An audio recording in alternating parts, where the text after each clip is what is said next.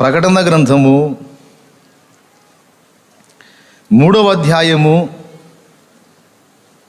20-21 వచనం చూద్దాం, చూడండి. ఇదిగో నేను తలుపు వద్ద నిలుచుండి తట్టుచున్నాను. ఎవడైనను నా స్వరం విని తలుపు తీసిన ఎడల నేను అతని యొద్దకు వచ్చి అతనితో నేనును నాతో కూడా అతడును భోజనము చేయుదుము. నేను జయించి నా తండ్రితో కూడా ఆయన సింహాసనందు కూర్చుండి ఉన్న ప్రకారము జయించు వానిని నాతో కూడా నా సింహాసనందు కూర్చుండనిచ్చేదను. దేవునికి స్తోత్రం. నా సింహాసనం మీద కూర్చొని ఇస్తానన్నాడు. అలాగే లూకాసు వార్త 22లో నా శోధన కాలంలో మీరే నాకు తోడుగా నాతో కూడా ఉన్నారు గనుక మీరు 12 సింహాసనాల మీద కూర్చొని ఇశ్రాయేలుకు తీర్పు తీరుస్తారనే వాగ్దానం కూడా అక్కడ ఇచ్చాడు. మత్తయిలో ఉంటుంది. ప్రభువా సమస్తం విడిచిపెట్టి నిన్ను వెంబడించితిమి గనుక మాకేమీ లభించును అంటే ప్రపంచ పునఃస్థితి స్థాపన యందు మీరందరూ కూడా 12 సింహాసనం మీద కూర్చొని నాతో కూడా ఎలుబడి చేస్తారు, ఇశ్రాయేలుకు తీర్పు తీరుస్తారనే మాట చెప్పాడు. సింహాసనాలు ఉన్నాయి. ఇక్కడ ప్రకటనలో వచ్చేటప్పటికి 3:20-21లో నేను జయించి నా తండ్రి సింహాసనమందు ఆయనతో కూడా ఆయన సింహాసనమందు కూర్చుండి ఉన్న ప్రకారము జయించు వానిని నాతో కూడా నా సింహాసనమందు కూర్చుండనిచ్చెదను అన్నాడు. ఈ సింహాసనం ఉంది. ఆయనేమో తండ్రి సింహాసనం ఎక్కాడు. తర్వాత జయించిన వాడిని నాతో కూడా నా సింహాసనమందు కూర్చుండనిస్తాను అన్నాడు. ఇప్పుడు ఇంతకు ఆయన సింహాసనమా తండ్రి సింహాసనం ఆయన కూర్చుంది? ఆయనేమో తండ్రి సింహాసనంలో కూర్చున్నాడంట. మరి ఇప్పుడు ఆయన సింహాసనం, ఆయన కూర్చున్న సింహాసనం ఎవరిదండి? తండ్రిదే కదా. ఇప్పుడు నేను జయించి నా తండ్రి సింహాసనమందు కూర్చుండి ఉన్న ప్రకారము జయించిన వానిని నా సింహాసనమందు కూర్చుండనిత్తును అన్నాడు. ఈ మాట కొంచెం లోతుగా ఆలోచిస్తే యేసయ్య కూర్చున్న సింహాసనం తండ్రిది. మనం గెలిస్తే మనల్ని ఆయన సింహాసనం మీద కూర్చోబెడతాను అన్నాడంటే యేసయ్యకు ఒక సపరేట్ సింహాసనం ఉందా? ఆ సింహాసనం అధిగమించి తండ్రి సింహాసనం ఎక్కాడా?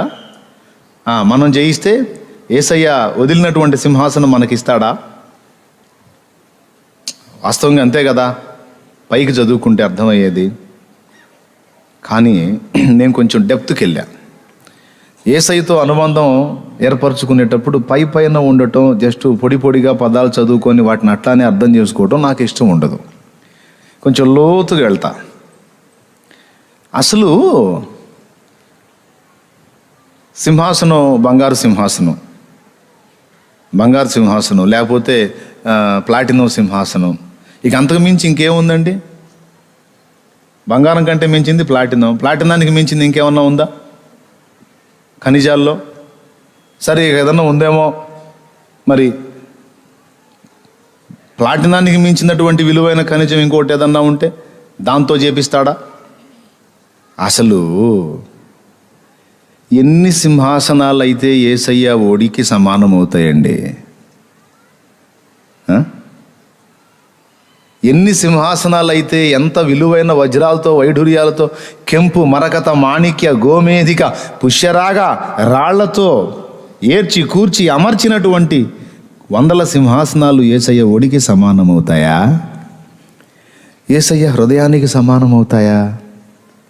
అసలు ఆయన హృదయంలో మనం కూర్చుంటాం. అన్ని సింహాసనాల కాడి గొప్ప సింహాసనం ఆ హృదయమే కదా. ఆయన ఓడే కదా. ఓడి అంటే తెలుసా అండి? కూర్చున్నప్పుడు ఒళ్ళో కూర్చోబెట్టుకోవటం. తండ్రి సింహాసనమందు నేను కూర్చున్నాను అంటే ఆయన హృదయ గది నిండా నాకు స్థానం ఇవ్వబడింది. అలాగే జయించిన వారందరికీ కూడా నా హృదయ గదిలో శాశ్వత స్థానం లభిస్తుంది.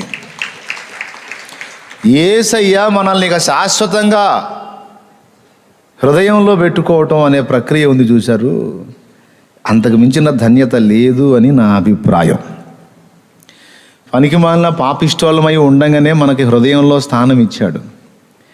ఇక ఆ స్థానం స్థిరంగా ఉంచుకోవటం లేకపోతే పోగొట్టుకోవటం అనేది మన చేతుల్లో పని, ఆయన చేతుల్లోది కాదు. అది కొద్దిగా అర్థమైందని అనుకుంటున్నాను మీకు. ఆయన హృదయంలో ఇవ్వబడిన స్థానం ఉంచుకోవటం, పోగొట్టుకోవటం అనేది మన చేతుల్లో ఉంది. కొంతమంది అంటారు చూడండి, అతనికి భర్తగా నా హృదయంలో ఎంత స్థానం ఇచ్చానో నీకేం తెలుసు అన్నయ్య, ఆ దరిద్రపోడు పోగొట్టుకున్నాడు అంటే స్థానం తీసి అవతల పడేసిందనమాట. భార్యగా ఆ అమ్మాయిని నా గుండెల్లో పెట్టుకున్నానన్నా, అమ్మాయికి ఎంత స్థానం ఇచ్చానో నీకు తెలుసా, పోగొట్టుకుంది అంటే తీసి అవతల పడేశాడనమాట. అంటే హృదయంలో స్థానం ఇవ్వటం ఉంది, తీసి పక్కన పడేయటం కూడా ఉంది. నిజమే, యూదాకి స్థానం ఇచ్చాడు గుండెల్లో. 12 అపోస్తలులతో పాటు యూదా కూడా పక్షపాతం లేకుండా, ఇంకా చెప్పాలంటే మిగిలిన వాళ్ళు ఎవరి దగ్గర సొమ్ము సంచి పెట్టకుండా ఈ దొంగోడి దగ్గరే సొమ్ము సంచి పెట్టాడు. వాళ్ళందరికీ ఇవ్వని గుర్తింపు ఇంకా నీకు స్పెషల్గా ఇచ్చాను యూదా అని మరి సాక్ష్యం చూపించాడు. కానీ యూదా తనకు దేవుడు అనుగ్రహించిన ఆ అద్భుత స్థానాన్ని పోగొట్టుకున్నాడు. అది యూదా తప్పే కానీ ప్రభు తప్పు కాదు. దేవునికి మహిమ. కాబట్టి దేవునికి మనందరి పట్ల ఉన్న విపరీతమైన ప్రేమను బట్టి మనందరినీ కూడా తన హృదయంలో పెట్టుకున్నాడు. మీరందరూ నన్ను గురించి పెట్టుకుంటే తలంపుల్లో పెట్టుకుంటారు, తలకాయలో పెట్టుకుంటారు. మీకు ఎంతో ఇష్టమై ఎంతో నమ్మకమైనటువంటి వ్యక్తి అయితే ఆ వ్యక్తిని హృదయంలో పెట్టుకుంటారు. కానీ దేవుడు మనందరం ఏ విలువ లేని వారమైనా ఆయన పిల్లలం గనుక, ఆయన తండ్రి గనుక మన హృదయాల్లో దేవునికి అంతటి స్థానం ఉన్నా లేకపోయినా ఆయన హృదయంలో మాత్రం మనకెంతో గొప్ప స్థానం ఉంది కాబట్టే ప్రతిరోజు మన గురించి ఆలోచిస్తున్నాడు, ప్రతిరోజు మన సమస్యల్ని పట్టించుకుంటున్నాడు. గుండె చెదరిన వేళ అయ్యా అంటే ఆదరిస్తున్నాడు. మనం చెడ్డవారమై ఉండగానే ఎన్నో రీతుల మనకు తోడ్పాటు అందించాడు, కడుపు నింపాడు, నీరిచ్చాడు, గాలిచ్చాడు. అన్ని విధాలైనటువంటి సహాయాలు మనకి కేవలం మన యోగ్యతను బట్టి కాదు, ఆయన కృపను బట్టి, ఆయన ప్రేమను బట్టి, ఆయన మమకారాన్ని బట్టి ఇచ్చాడు. ఆయన హృదయంలో స్థానం ఉంటే ఇచ్చాడా, లేకుండా ఇచ్చాడా బ్రదర్? కొంతమంది ఏం బాధపడతారో, ఎవ్వరూ నన్ను ప్రేమించరు, ఎవ్వరూ నా గురించి ఆలోచించరు అని ఏడిశారు. ఎవరన్నా మనుషులు ప్రేమిస్తే ఆ ప్రేమ నిజమా? ఎవరైనా మనుషులు నీ గురించి ఆలోచిస్తే ఆ ఆలోచన నిజమా? ఎవరికుంది బాబు అచ్చంగా నీ గురించి ఆలోచించడానికి, అచ్చంగా నీ గురించే హృదయంలో పెట్టుకొని నిన్నే ఆరాధించడానికి ఎవరికుంది అంత అవకాశం? అందరు ఏడుపదే. నా భార్య హృదయంలో నాకు స్థానం లేదని భర్త ఏడుపు, నా భర్త హృదయంలో నాకు స్థానం లేదు, ఏదో కలిసి ఉంటున్నాం కానీ ఎవరికోళ్ళ ఒంటరి బతుకుతున్నామని భార్య ఏడుపు. పిల్లల హృదయాల్లో మాకు స్థానం లేదని తల్లిదండ్రుల ఏడుపు, తల్లిదండ్రుల మనస్సుల్లో మాకు స్థానం లేదు. మిగిలిన వాళ్ళ తల్లిదండ్రులను చూస్తే వాళ్ళు ఎంతో బాగా చూసుకుంటున్నారు పిల్లల్ని, మా మమ్మీ డాడీ ఏందో, మా అమ్మా నాన్న ఏందో మమ్మల్ని అసలు అట్లా చూడరు, మా అమ్మా నాన్న హృదయాల్లో మాకు స్థానం లేదని పిల్లలు ఏడుపు. ఇక బంధువులు ఏడుపదే. ఇప్పుడు మనకు బంధువులు ఉంటారుగా, వాళ్ళకి బంధువులు మనం. వాళ్ళు ఏడ్చేటప్పుడు మన గురించి ఏడుస్తారు, మనం ఏడ్చేటప్పుడు బంధువుల విషయంలో మనం ఏడుస్తాం వాళ్ళని గుర్తు చేసుకొని. మళ్ళీ చెప్పేదా? అర్థమైందా? బంధువులు ఎవ్వరూ కూడా నా దరి చేరలేదని నేను ఏడిచా అనుకుందాం. ఇప్పుడు నా బంధువులు కూడా ఏమంటారు, నా బంధువుడు ఎవడు నా దగ్గర రాలేదు అంటే అందులో నేను కూడా ఉన్నా. కాబట్టి అటు ఏడుపైనా ఇటు ఏడుపైనా అందరి ఏడుపదే. ఏమన్నా ఇసరావు? అంతేనా? అది ఎంత ఏడిసినా నిజంగా స్థానం వస్తుందంటాయా మనుషుల్లో? ఏముండదు. ఏదో కాసేపు ఓదార్పే. అసలు నీకెందుకు నేనున్నా, నువ్వు ధైర్యంగా ఉండు, ఏదైనా నేను చూసుకుంటా అని భరోసా ఇస్తారా? ఎన్ని రోజులు ఉంటుంది ఆ భరోసా? ఒక్కసారి చెప్పండి నాకు. కాకపోతే నువ్వు కృంగిపోయావని, దుఃఖంలో ఉన్నావని, ఆదరణ లేక అల్లాడుతున్నావని ఏదో మాట వరుసకు అంటారు. ఈ మాట అన్నావు కదా అని నువ్వు రోజు ఈడెవడరా నా ప్రాణానికి, ఈడి దెబ్బకి నేను ఇంకొకటి దేవులాడుకోవాల్సి వచ్చేటట్టుంది ఆదరణ కోసం అని వాడు ఫీల్ అవుతాడు. పొరపాటున ఏదో నోరుజారు అన్నా, నీకెందుకు అని నేను చూసుకుంటానని అప్పటి నుంచి మొదలు పెట్టాడు నా ప్రాణం తీస్తున్నాడు. అనుకుంటారా అనుకోరా? అటు మాటలు వేరు, ఏం వేరు? మాటలు వేరు, మనుషుల మాటలు వేరు, వాళ్ళ ఆలోచనలు వేరు, వాళ్ళ ప్రేమ విధానాలు వేరు, దేవుడు వేరు. మనుషులు కాబట్టి ఎవడి సమస్యలు వాడికి ఉన్నాయి కాబట్టి, ఎవడి బాధలు వాడికి ఉన్నాయి కాబట్టి ఏదో నోటి మంచితనం, కొంతమంది ఏమో అందరినీ ప్రేమగా పలకరిస్తారు, ఏదో చేయదగ్గ సాయం చేస్తారు, దాటి వాళ్ళ స్వాప వాళ్ళు పడుతుంటారు. నువ్వు నా గురించి ఆలోచిస్తాను అన్నావుగా, ఎందుకని నా గురించి నువ్వు ఆలోచించట్లేదు, అప్పుడు మాట ఎందుకు ఇచ్చావు అన్నావు అనుకో, నాకే 30 ఉన్నాయి, నాకే 24 ఉన్నాయి, జుట్టు ఊడిపోతుంది, మళ్ళీ నీ గురించి మళ్ళా. మరి అప్పుడు ఎందుకన్నా, అప్పుడు ఏదో ఏడు చస్తున్నావని, ఏదన్నా చేసుకో చస్తావేమో అని ఓదార్చానికి అన్నాను. ఆ మాట అన్నానో లేదో నా కర్మ గాలింది, నా ప్రాణం తీస్తున్నా అంటారా అనరా పెద్ద చెప్పండి. అంతే, జరిగేది ఇదే.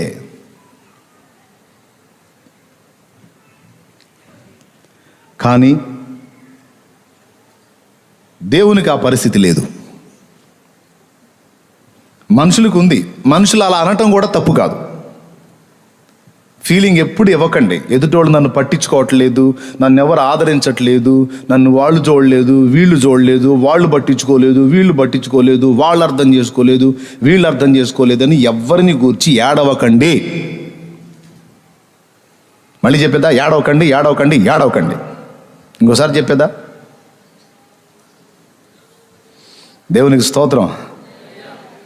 ఎవరు నాకు సాయం చేయలేదు, ఎవరు నన్ను పట్టించుకోలేదు, వాళ్ళు బాగున్నారు, వీళ్ళు బాగున్నారు, ఎవ్వడు బాగలేడు. బాగున్నట్టుగా నవ్వు పులుంకొని కనపడుతున్నాడు, యాక్షన్ అంతే. వాడుకున్న 24.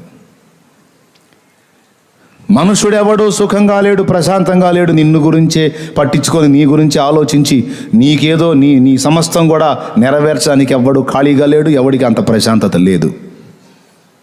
ఏమయ్యా ఇంకేంది? ఎందుకంటే చెప్తా వినండి, కారణం చెప్తా. ఏ మనిషికి ఆ మనిషికి ఉండాల్సిన బాధ అంతా ఎవరికి వాళ్ళకు ఉంది. ఎవ్వరూ ఏ ఇబ్బంది లేకుండా ఖాళీగా లేరు. అలా ఉన్నవాడు ఒక్కడే, దేవుడు. ఎవరయ్యా? దేవుడు.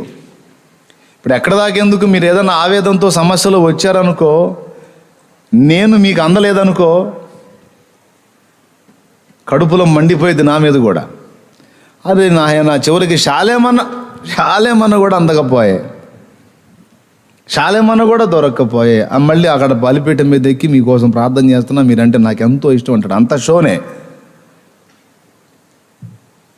నేను చెయ్యి ఊపుతానే ఉన్నాను, పోనే పోయాడు. ఏందో నేను చెబుతున్నా, నేనే కాదు, ఎవరైనా ఇంకా మిగిలిన మీరన్నా ఫ్యామిలీ మ్యాటర్ అన్నో ఏదో 1-2 సమస్యలే. శాలేమన్నకి తల మీద వెంట్రుకలు ఎండి ఉండెనో, అన్ని సమస్యలు. దేవునికి స్తోత్రములు కలుగును గాక. ఆహా, మరి ఇది ఓవరం అనకండే. ఎందుకంటే ఎంతమంది బిడ్డల సమస్యలు నాకు తెలుస్తాయో వాళ్ళందరి గురించి చేయదగ్గ పరిష్కారం కోసం ఆలోచిస్తాను, ప్రయత్నం చేస్తాను, చేయటానికి ప్రయత్నిస్తాను. తర్వాత ఎంతమందిది అవకాశం ఉంటే అంతమందిది బరువును ఎత్తికెత్తుకొని అన్ని ఆలోచనలు చేసుకుంటూ ఉంటాను. అంతకుముందు డబల్ ఉండేది జుట్టు, ఇప్పుడు సగం అయిపోయింది. దేవునికి స్తోత్రం. అంటే పీకేశారు జనం. నేను చెప్పేది జోక్ కాదు వాసు, నీకు తెలుసు కదా వాసు, అది పరిస్థితి. అంటే జుట్టు పీకారని కాదు, బుర్ర వేడెక్కిచ్చారనమాట. ఒకటి పోతే ఒకటి. అమ్మయ్య ఈరోజు ఏమీ లేదులే అనుకుని అట్లా నడుచుకుంటూ వెళ్తానా, రానే వచ్చింది ఏదో ఒక బాంబే, మళ్ళీ చిన్నది కూడా కాదు, మళ్ళీ దాని గురించి కాసేపు కొట్టుకొని. 13 ఏళ్ల వయస్సుకు అవతల 6 నుంచి 7 గంటలు నిద్రపోయా. 13 ఏళ్ల దగ్గర నుంచి ఇప్పటి వరకు పట్టుమని నికరంగా 6 గంటలు నిద్రపోలా. ఇక ముందు ఇంకా దారుణం అయ్యేటట్టుంది. కాబట్టి చెప్పేది ఏంటంటే, ఏ మనుషుని మీద కూడా నువ్వు బాధపడాల్సిన అవసరం లేదు. ఇంతవరకు మనం ప్రసంగం మొదలు పెట్టాల, జస్ట్ పునాది వేసుకుంటున్నాం. అర్థమైందా? అసలు పాయింట్లోకి రాలేదు. మళ్ళీ ఇప్పుడే ప్రసంగం సగం అయిపోయిందని ఫీల్ కాకండి. దేవునికి స్తోత్రం చెప్తారా ఒకసారి గట్టిగా? హల్లెలూయా. ఇది ప్రసంగం కూడా కాదు, జస్ట్ మన ఫ్యామిలీ మ్యాటర్లా మాట్లాడుకుంటున్నాం. టోటల్గా ఏమర్థమైంది? వాళ్ళ మీద వీళ్ళ మీద ఏం చేయకూడదు? ఆధారపడకూడదని చెప్పానా? డైరెక్ట్గా చెప్పా ఏడవకూడదని. చెప్పండి, అందరూ చెప్పండి, పెద్దగా చెప్పండి, మీరు చెప్పండి పెద్దలు. ఎవడి మీద పడి ఆడవకూడదు. ఎవడి ఏడుపు వాడుకుంది, మళ్ళీ వాడి మీద మనం ఎందుకు పడి ఆడవటం? అర్థం చేసుకుందాం. పాపం వాడు అన్నాడు కానీ చేయలేకపోయాడంటే అర్థం చేసుకుందాం పెద్ద మనసు. ఎందుకంటే వాడేదో నలిగిపోతున్నాడు, పాపం వాడి హింస ఏదో వాడికి ఉంది, పోనీ పాపం అనుకుందాం. అచ్చంగా ఏ పని లేకుండా అచ్చంగా నీ పనే పెట్టుకున్నాడు ఒకడున్నాడు, ఆయన ప్రభు.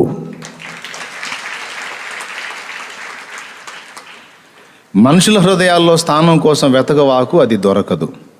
ఒకవేళ ఎవరన్నా ఇచ్చినట్టు కొద్ది గొప్ప పట్టించుకున్నట్టు ఉన్నా వాళ్ళకి చిరాకు కొట్టేసిందంటే ఇసిరి అవతల పడేస్తారు. ఆ పద్దాకలు ఈ గొడవ ఎందుకు, ఒక మాట ముఖం మీద పలికేస్తే ఆ దెబ్బతో పోతారు, పీడ వదిలేని ముఖం మీద బ్లంట్గా మాట్లాడేసి పంపిస్తారు. ఏం కాదా? హలో, కాదా? కాబట్టి ఇప్పుడు మనం పూర్తిగా ఏడిసినా, మొత్తుకున్నా, చెల్లన్నట్టు ఆధారపడినా, అలిగినా, ఆలోచించినా, ఏం చేసినా మన యేసయ్య ఒక్కడే. ఎవరెవరు వాగ్దానాలు చేసినా నమ్మొద్దు, నమ్మొద్దు, నమ్మొద్దు. అర్థమైందా? ఆయన పాడాడు కదా, ఎవరెవరు ఎదురవుతుంటారు, ప్రాణానికి నా ప్రాణం అంటారు. ఎవరెవరు ఎదురవుతుంటారు, ప్రాణానికి నా ప్రాణం అంటారు. కష్టాలలో వారు కదిలిపోతారు, కష్టాలలో వారు కదిలిపోతారు. కరుణగల యేసు నాతో ఉంటాడు, కరుణగల యేసు నాతో ఉంటాడు. ఎవరికి ఎవరు ఈ లోకంలో, చివరికి యేసే లోకంలో. ఎవరికి ఎవరు ఈ లోకంలో. దేవునికి మహిమ. టోటల్గా ఈ రెండు ముక్కలు చెప్పేది ఏంటంటే, ఎవరన్నా నీ గురించి, బ్రదర్ నా హృదయంలో నీకు స్థానం ఉంది, అక్క నా గుండెల్లో ఉన్నావు, అన్నయ్య నా గుండెల్లో ఉన్నావు, ఏమండి నా గుండెల్లో ఉన్నావు, ఏమోయ్ నా గుండెల్లో ఉన్నావు, అమ్మా నానా అంత డైరెక్ట్గా చెబుతున్నాను. నిజం చెప్పాలంటే ఎన్ని తాత్కాలికమైనవి. ఏమీ వైరాగ్యం బోధిస్తున్నావా? లేదు, నగ్న సత్యం చెప్తున్నాను. మన స్థానం నిజంగా హృదయంలో స్థానం ఒక దేవుని దగ్గరే ఉంది, దేవుని దగ్గరే ఉంది. ఆయన గుండెల్లో పెట్టుకున్నాడు. ఆయన ఆలోచించగలడు నీ గురించి, ఎందుకంటే ఇంకా వేరే రిస్క్ లేదు ఆయనకి. హలో, ఎవరికి ఉంది అవకాశం? నీ సాటి మనిషి ఆలోచిస్తాడా? ఎందుకు? వాడిది వాడికే సరిపోయింది. మరి దేవుడు ఇక వేరే టెన్షన్స్ ఏమి లేవు, ఎన్నున్నా ఆయనకి టెన్షన్స్ ఏమి కావు. కాబట్టి చాలా కూల్గా, చాలా ప్రశాంతంగా ఆయన మాత్రమే నీ గురించి పట్టించుకోగలడు, ఆలోచించగలడు, ఏదన్నా చేయగలడు. కాబట్టి ఏ చిన్న శ్రమ అయినా, పెద్ద శ్రమ అయినా, ఏ ఇబ్బంది అయినా మనుషుల మీద ఏడవద్దు. ఎవరి మీద? మనుషుల మీద ఏడవద్దు. మరి ఎవరి వైపు చూడాలి? అది ఇది బాగా అలవాటు చేసుకుంటే పెందలాడి బాగుపడతారు. అట్లా కాకుండా వాళ్ళ మీద పడి, వీళ్ళ మీద పడి, వాళ్ళట్ట వీళ్ళిట్ట, నన్ను ఎవరు అర్థం చేసుకోరు, అది ఇదని ఈ ఏడుపులకు అలవాటు అయితే, ఏడు ఇంకెంతమందిని వెతుక్కుంటావో వెతుక్కో, అంతా గ్యాంబ్లింగే అంటాడు ఆయన. నీ ఓపిక దేవులాడుకో, ఎక్కడా దొరకదు. నిజమైన ప్రేమ యేసయ్య దగ్గర దొరికింది. కాబట్టి ఈ పాఠం మీకు బాగా ఉపయోగపడుతుందని నేర్పాను. ఎక్కడుంది మనకి స్థానం? వజ్రాల సింహాసనం కంటే కూడా విలువైంది ఏమిటి? ఈయన తండ్రి, అద్వితీయ దేవుడు, తండ్రి రొమ్మున ఆనుకొని ఉన్న కుమారుడు. ఆ తండ్రిలో ఈ కుమారుడు కూర్చుంటే ఈ కుమారుడిలో మనం కూర్చోవడానికి అవకాశం ఇస్తాడు. మనము కుమారుని యందుండి తండ్రి యందు ఉన్నాం. కుమారునిలో ఉన్నందున మనం ఎవరితో లింక్ అయి ఉన్నాం? తండ్రితో. టోటల్గా తన కుమారుని యందు మనల్ని ఆయన తన యందే కలిగి ఉన్నాడు. మనమేం కుమారునిలో ఉన్నాం, కుమారుడేమో ఆయనలో ఉన్నాడు. టోటల్గా మనం తండ్రిలో ఉన్నాం. అది కూడా ఎంతటి స్థానం మనకి అంటే, ఓ రాజకీయ నాయకుడు నువ్వు వస్తున్నావు అనుకో, అంతమంది గుంపులో నీ పేరు ఏం తెలుసు? పక్కన ఉన్న అడుగుతాడు, వచ్చేవాడి పేరు ఏంది అంటాడు. వచ్చేవాడి పేరు ఏందంటాడు. వీడండి వీడి పేరు సుబ్బారావు అంటాడు. సుబ్బారావు బావును. వాడు ఎగిరి గంతేస్తాడు. పక్కన వాళ్ళకి వెళ్ళి చూసావా అంటాడు. ఏంటంటే నా పేరు పెట్టి పిలిచాడంటే ఉన్నాం మనం అక్కడ. ఒట్టిదే పక్క ఉన్నాడికి పిలిచాడు. ఇది తెలియదు ఆ సంగతి. అబ్బో ఏం వస్తుందిగా, ఏమో హడావుడిగా, ఏం గోలగోలు చేస్తుందిగా. ఏం పేరు? ఆమె పేరు పుల్లమ్మ. పుల్లమ్మ బాగున్నావా? అయ్యో బాబు ఏ గారు, నేను గుర్తున్నానా నీకు? భలేదా, నేను నిన్నాడు మర్చిపోతాం. ఒట్టిదే పక్కన అడిగి చెప్పాడు. తెలివైన వాళ్ళు అందరిని అంతే దాదాపు. ఇక ఎవరో కొద్ది గొప్ప వీళ్ళు ముఖ్యులు అన్న వాళ్ళని మైండ్లో పెట్టుకుంటారు. దాదాపు అవకాశం ఉన్నంత వరకు పక్కన వాళ్ళని అడిగి తెలుసుకొని పలకరిస్తూ ఉంటారు. కానీ నీ నెత్తి మీద ఉన్న వెంట్రుకలు ఎన్నో కూడా లెక్కేసి కూర్చున్నాడు పైన ఉన్నాడు.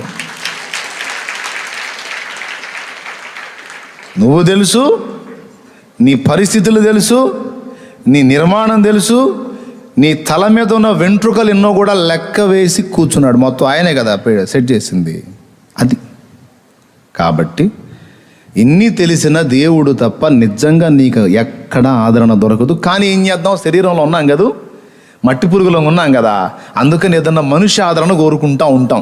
మనమే కాదు, పౌలు అంతటి వాడికి కూడా తప్పలా బాధ. పౌలు తన సహోదరులను చూచి ధైర్యము తెచ్చుకోనేను అని ఉంది. కాబట్టి ఏదో ఛార్జింగ్ కోసం 1 నిమిషం 2 నిమిషాలు ఏదో వాళ్ళ మాటలు కొంచెం ప్రోత్సాహంగా తీసుకోవాలే తప్ప పూర్తిగా ఎవరి మీద మనం ఆధారపడటానికి లేదు, ఎవరి మీద ఏడవటానికి కూడా లేదు. ఓకేనా? అతి కాంక్షణీయుడా ఆనుకొనెదని మీద, అతి కాంక్షణీయుడా ఆనుకొనెదని మీద. ఫాస్ట్ పోతున్నారా? దేవునికి మహిమ. ఈసుగా తరం వాకరా వాడిని ప్రశాంతంగా పోండ్రా. నేనేం కొట్టానురా? అరణ్య యాత్రలో నా దాగు చోటు నీవే, నా నీటి ఊట నీవే. నా దాగు చోటు నీవే, నా నీటి ఊట నీవే. అతి కాంక్షణీయుడా ఆనుకొనెదని మీద, అతి కాంక్షణీయుడా ఆనుకొనెదని మీద. నా యేసు రాజా, నా ఆరాధ్య దైవమా, ఆరాధ్య దైవమా, నా స్తోత్ర గీతమా, నా స్తోత్ర గీతమా, ఆరాధ్య దైవమా. నా యేసు రాజా, రాజా, రాజా, రాజా, రాజా, రాజా. ఆమేన్. యేసు రాజా, రాజా, రాజా. స్తోత్రం. యేసు రాజా, రాజా, యేసు రాజా, రాజా, యేసు రాజా, రాజా రాజా స్తోత్రం. యేసు రాజా రాజా రాజా ఆమేన్. యేసు రాజా. దేవునికి మహిమ. కనీసం ఏదన్నా ఒక మనుష్య ఆదరణ కోరుకొని నువ్వు వెతికినా, దేవుని దగ్గరకు వెళ్ళి నువ్వు ఏడిస్తే, నీ ఏడుపంతా దేవుని ముందు ఏడిస్తే, నిన్ను ఆదరించడానికి మనిషిని ఆయన పంపుతాడు. మనిషినే పంపుతాడు. మరి నీ దగ్గరకు వచ్చి ఆదరించాలంటే ఆ మనిషికి ఏం టెన్షన్ ఉండకూడదు. ఆ టెన్షన్ అన్ని పక్కన పెట్టేసి ఆ మనిషిని ఫ్రీ చేసి నిన్ను ఆదరించే మనిషిని ఆయన పంపుతాడు. అరే నీకు ఒక మనిషి ఆదరణ కావాలి ఇప్పుడు అనుకుంటే పంపిస్తాడు. అర్థమైందా? కాబట్టి ఈ మొదటి విషయాన్ని ఎప్పుడు జీవితాంతం గుర్తుపెట్టుకోండి, మర్చిపోవద్దు. ఇప్పుడు పాయింట్కి వస్తా. మనుషులంగా మనం దేవుణ్ణి హృదయంలో పెట్టుకోవాలి అనేది మనం ఎరిగిన సంగతి.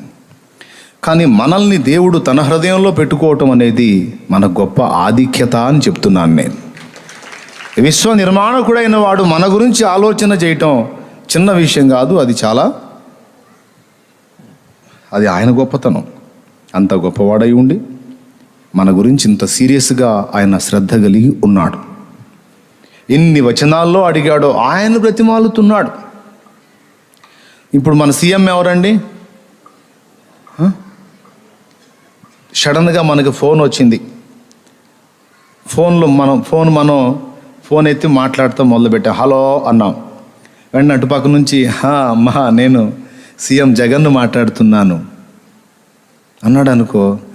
ఊరుకు అన్నయ్య నువ్వు ఫలానా అన్నవి కాదు అంటే, అమ్మ నేనే సీఎం జగన్ను మాట్లాడుతున్నానని చెప్పాడు అనుకో.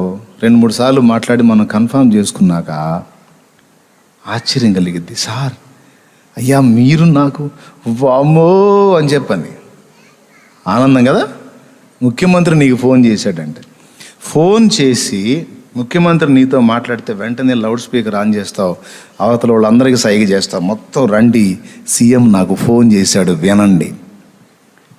ఆ ఫోన్లో అదే సీఎం ఎన్ని రోజులైంది నిన్ను చూసి, కనీసం నేను గుర్తు రావట్లేదా, రోజు నీ గురించి ఆలోచిస్తున్నాను, నీ విషయంలో నాకెంతో ఆసక్తి ఉంది, ఒక్కసారన్నా నాకు కనబడవేమిటి, ఒక్కసారన్నా మాట్లాడవేమిటి, నీకోసం ఎన్ని రోజుల నుంచి ఎదురు చూస్తున్నానో అన్నాడు అనుకో. తమ్ముడు విజయ్, అక్కడ ఒక విజయ్ ఉన్నాడు, అతనితో చెప్తున్నాను. ఇక్కడ విజయ్ ఎడిపోయాడు, జ్వరబాధితుడైనాడా? ఓహో, నీ గురించి అలా చెప్పాడు అనుకో. నీ ఫీలింగ్ ఏం తమ్ముడు? తమ్ముడు నీ పేరేంటి? అమ్మాసుకు తీసి చెప్పా వినపడట్లేదు. సుమన నీ గురించి ఆయన అలా మాట్లాడాడు అనుకో, నీకు ఎలా ఉంటుంది తమ్ముడు? అవకాశం అంతవరకు చుట్టూ అందరిని పిలిచి సీఎం మాట్లాడుతున్నాడు, నన్ను ప్రతిమాలుతున్నాడు, ఒక్కసారి కనబడమని, నా కోసం ఇక్కడ దాకా వచ్చాడంట, కనబడమని నన్ను అడుగుతున్నాడు, బ్రతిమాలుతున్నాడు అంటే చుట్టూ ఉన్నోళ్ళు నీకు వెళ్ళి అటు చూస్తారు. అంత సీఎంఏ ఇతన్ని అడుగుతున్నాడంటే అమ్మ బాబు ఈయన సామాన్యుడు కాదు కదా. కానీ కలలోనైనా జరిగిద్దా? అది వాస్తవం తీసే కల్లోనైనా జరిగిద్దా? అసంభవం. స్తోత్రం, హల్లెలూయా. కానీ ఎంతమంది సీఎంలు, ఎంతమంది ప్రధానులు, ఎంతమంది రాజులు, ఎంతమంది చక్రవర్తులు, దూతలు, మహాదూతలు, కెరూబులు, శరాపులు, కోటాను కోట్ల మహిమ ప్రపంచాలు, అందులో ఉన్న అధినాయకులు, 24 పెద్దలు, వీళ్ళందరికీ పైన ఉన్నవాడు ఆయన.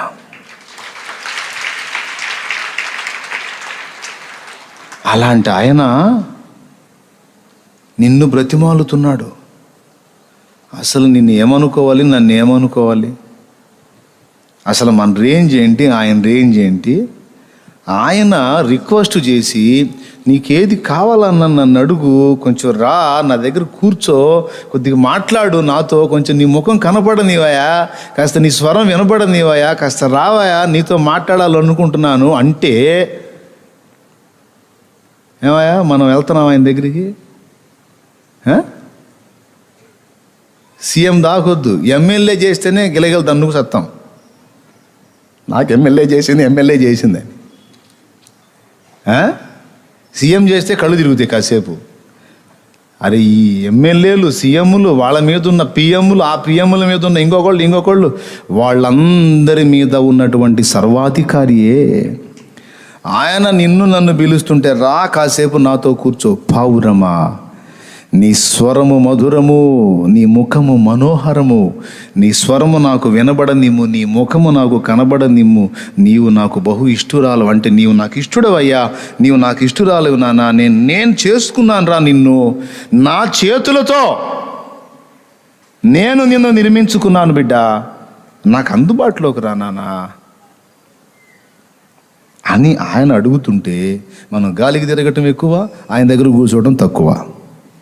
ఉన్నమాట చెబుతున్నాను. ఎట పనికి మళ్ళా వ్యవహారాల్లో తిరగటం ఎక్కువ, ఆయన ముందు కూర్చోవటం తక్కువ. ఆయన ముందు కూర్చొని చూడు, నువ్వు ఆయనతో గడిపి చూడు, తేజరిల్లుతావు అంతే. కానీ ఎంతమంది పట్టించుకుంటారు? అంత గొప్ప దేవుడు నా కోసం నిరీక్షిస్తున్నాడు. నేను ఎప్పుడు మోకాళ్ళుని. ఏమండి, మీ దగ్గర సెల్ ఫోన్లు ఎంతమందికి ఉన్నాయి? ఒకసారి ఫోన్ చేయండి. ఫోన్లు తీసి చూపించండి ఒకసారి, నాకు చూస్తాను. మీ ఫోన్లో ఒక్కసారి చూడాలని ఉంది నాకు బాగా. ఫోన్లు చూపించండి ఉన్నోళ్ళు. నేను తిట్టడానికి కాదు, చెబుతాను. చేయండి, ఎమ్మెల్యే గారికి ఫోన్ చేయండి. చెయ్యి ఎత్తు, మాట్లాడదా. నేను కొంచెం మాట్లాడాలనుకుంటున్నాను. నువ్వు చేయి తల్లి, ఆడవాళ్ళేగా, మన ఎమ్మెల్యే గారు స్త్రీ అయ్యగా. చేయండి, ఎమ్మెల్యే గారికి ఫోన్ చేయండి. కాదా పోనీ ఎంపీ గారికి చేయండి. ఎంపీ ఎవరయ్యా? చేయండి, ఎంపీ గారికి చేయండి. కాదా పోనీ జగన్ గారికి చేయండి కొంచెం. కాదా? ఎమ్మెల్యేగా దిక్కులేదు, జగన్ దాకా, సీఎం దాకా.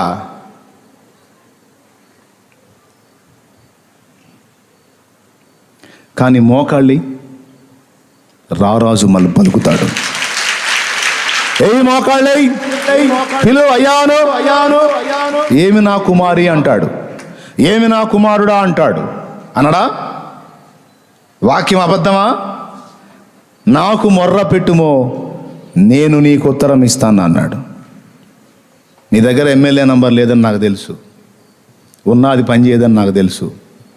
నీ దగ్గర ఎంపీ నంబర్ లేదని నాకు తెలుసు, ఉన్నా పని చేయదని తెలుసు. ముఖ్యమంత్రి నంబర్ లేదని నాకు తెలుసు, ఉన్నా పని చేయదని నాకు తెలుసు.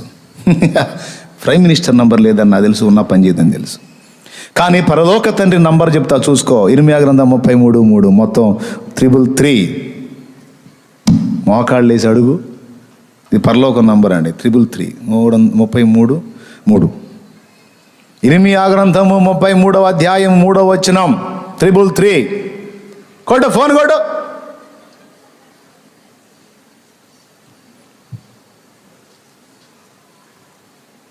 ఏంది ఎంతసేపు తీశారు? నాకు మొర్ర పెట్టుము, నేను నీకు ఉత్తరం ఇచ్చేదను. నీకా నాయనా? ఆయన చెబుతున్నాడా? దేవునికి స్తోత్రం, హల్లెలూయా. ప్రభు అంటున్నాడు ఏమని? ఇర్మియా గ్రంథం 33:3, 333. అది నంబర్. మోకాళ్ళేసి ఆ వచనం ఎత్తయా, నాకు మొర్ర పెట్టుము, నీకు ఉత్తరం ఇస్తాను అన్నవాడా, ఇదిగో వచ్చాను, నీ దాసుని, నీ దాసురాల్ని, ఇదిగో నీ బిడ్డనే, తండ్రి రా అనేదాకా కూడా. అసలు నువ్వు వచ్చి మోకాళ్ళు నీ స్తోత్రం అయ్యా అనగానే నిమిషంలో అక్కడ ఉంటాడు, సెకండ్స్లో ఉంటాడు అక్కడ. నిజం ఇది. అయ్యా అనగానే చెవొగ్గుతాడు. కానీ ఎంతమందికి నాటిది ఇది బ్రెయిన్లో? ఎంతమంది తెలుసుకుంటారు ఇది హృదయంలో? అంత మహానుభావుడు, అంత అందుబాటులో ఉండేవాడు, అంతసేటు బ్రతిమలాడి 100 వచనాలు బైబిల్లో చెబితే ఇవన్నీ పక్కకు పెట్టి తిరిగేవాడు. మరి గాలికి తిరగటం కాక దేనికి తిరిగినట్టు? గాలికి తిరగటం అంటే ఏంటి? వ్యర్థమైన దాని కొరకు పరిగెత్తుతున్నావు. ఒకడు గాలికై ప్రయాసపడినట్టు. ప్రయోజనం ఉండదు.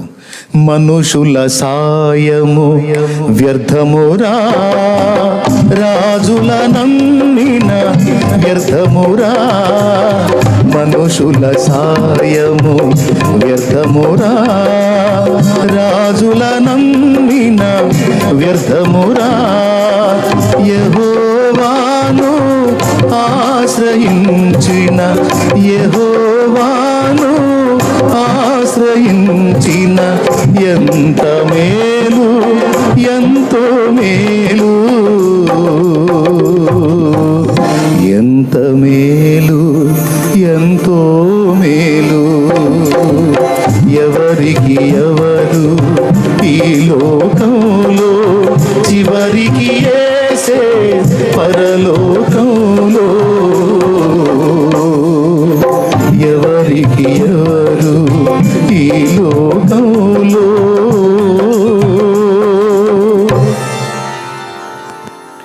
పునాది బాగా వేశా, ఇది గుర్తుపెట్టుకున్నారా ధన్యులు అవుతారు.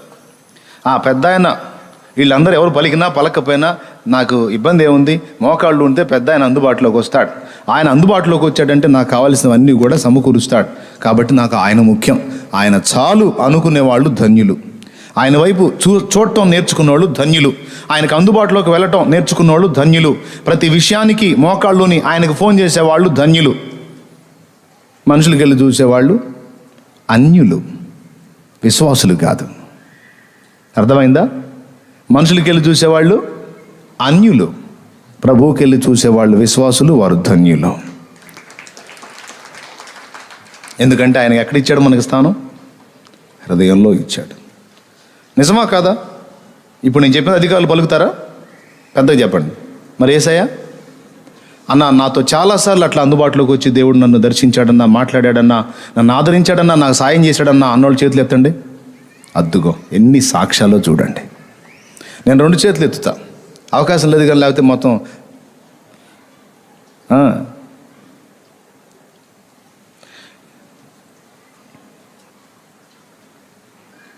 బైబిల్ గ్రంథంలో నేను చెప్పినటువంటి ఆ వ్యక్తి ఎవరో ఒక మాట చెప్పి నేను ముగిస్తాను. ఎందుకంటే మనం ఆ కార్యక్రమానికి వెళ్ళాలి. అది ఏర్పరిచింది కూడా అందుకే. ప్రతి ఒక్కరూ నా కోసం ఎదురు చూస్తారు. శాలేమన్న ఉంటే బాగుండు, రోగం వచ్చింది, స్వస్థత కోసం ప్రార్థన చేయించుకుందాం. శాలేమన్న ఉంటే బాగుండు, సమస్య చెప్పుకుందాం.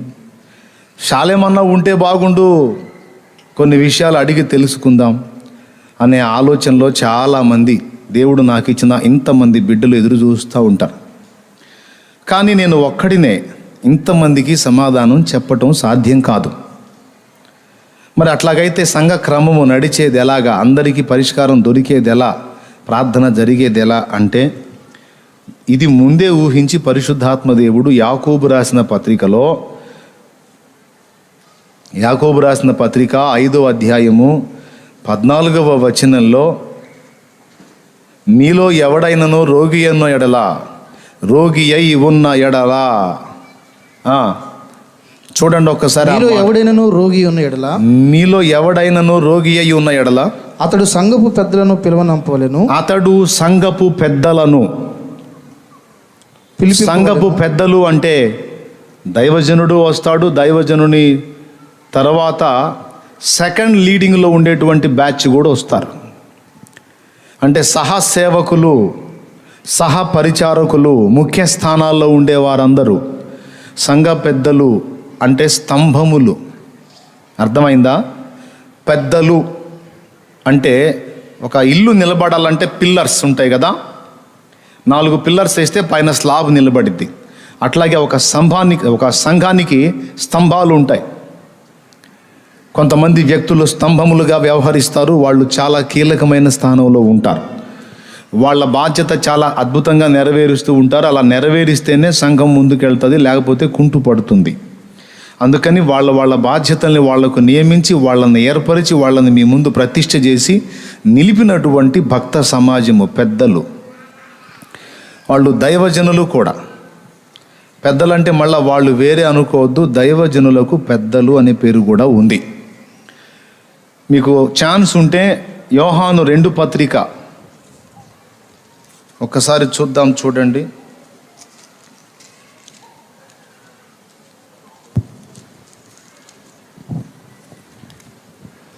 యోహాను 2 పత్రిక 1 వచనమే చాలు.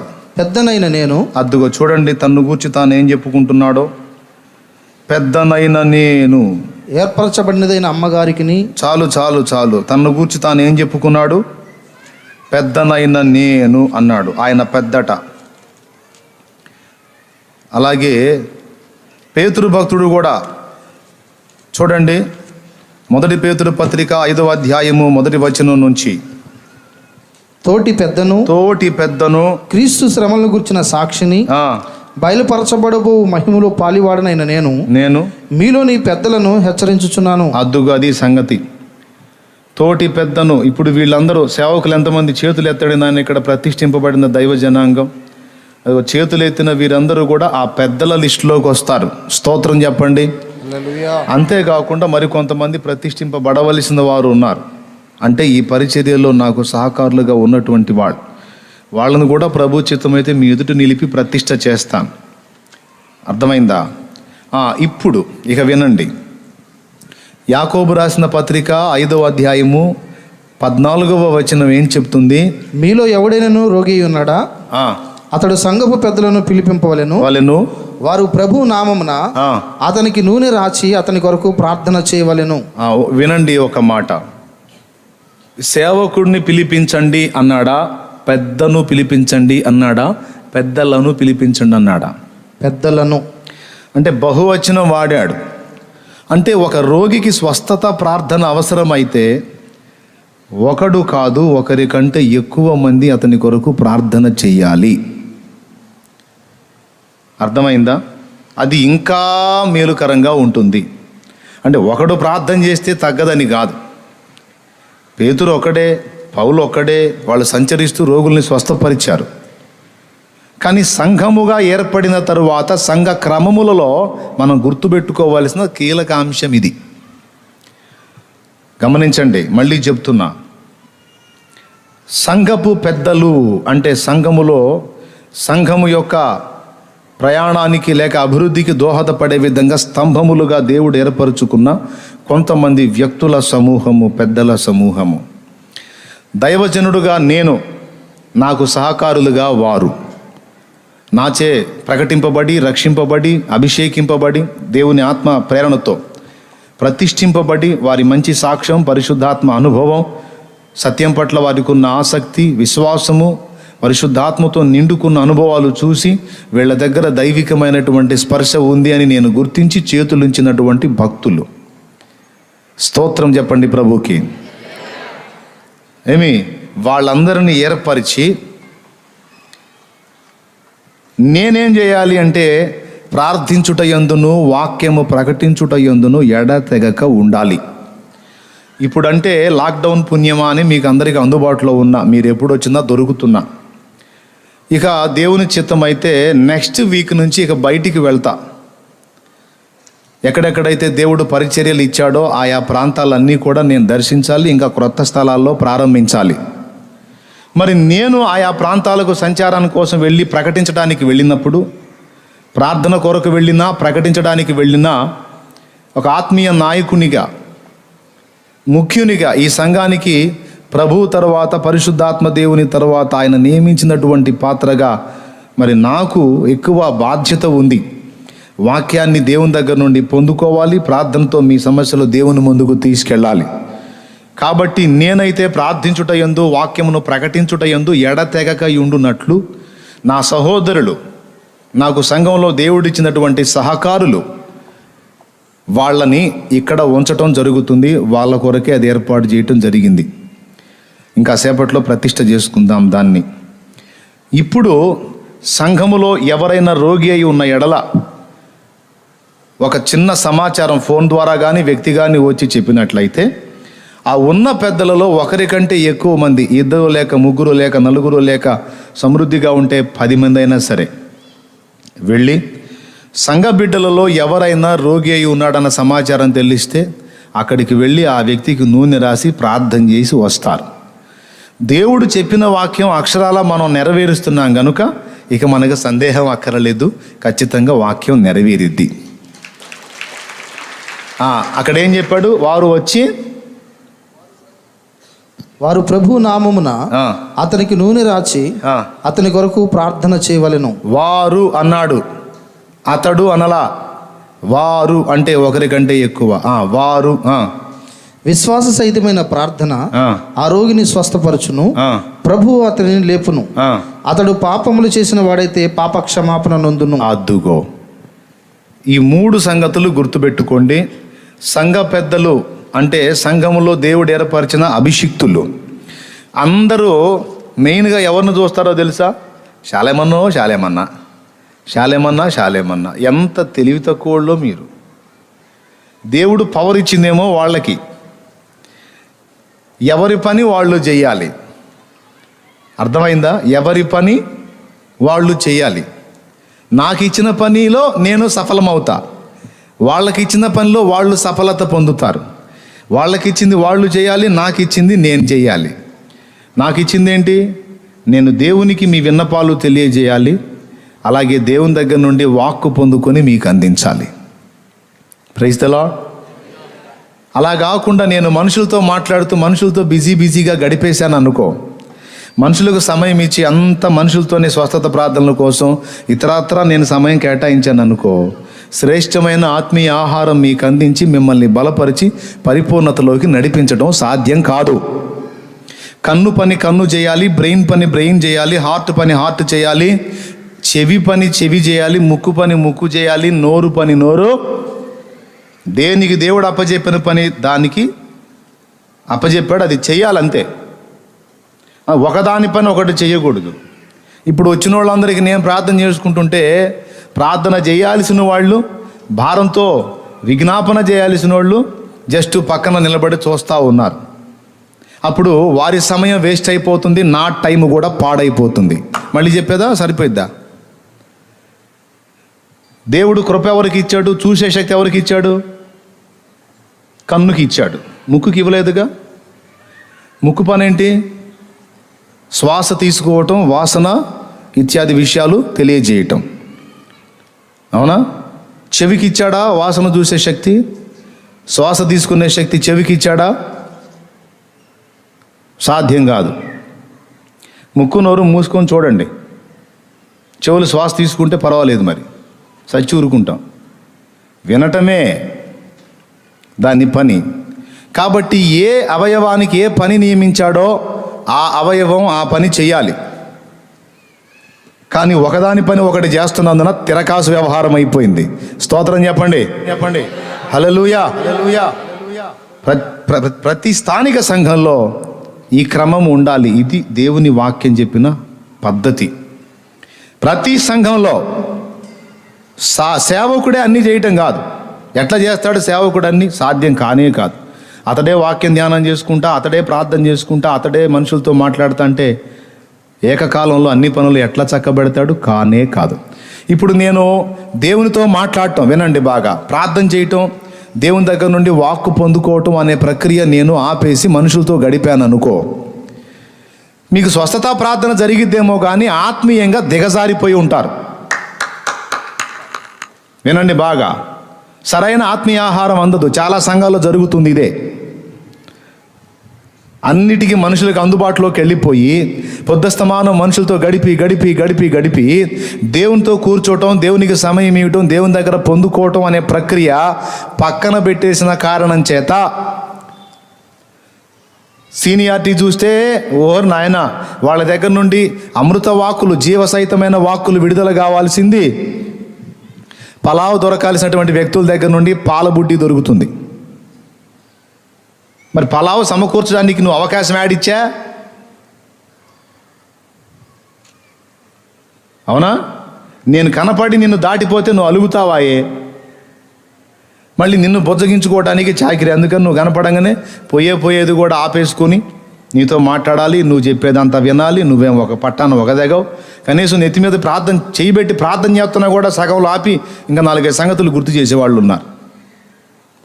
అందుకే నాకు తెలిసిన ఒక పాస్టర్ గారు పెట్టమని కొట్టడం మొదలుపెట్టాడు. ప్రార్థన చేసేటప్పుడు మధ్యలో ఆపితే పగిలిపోయిందే, కొడతాడు అనుమానం లేదు.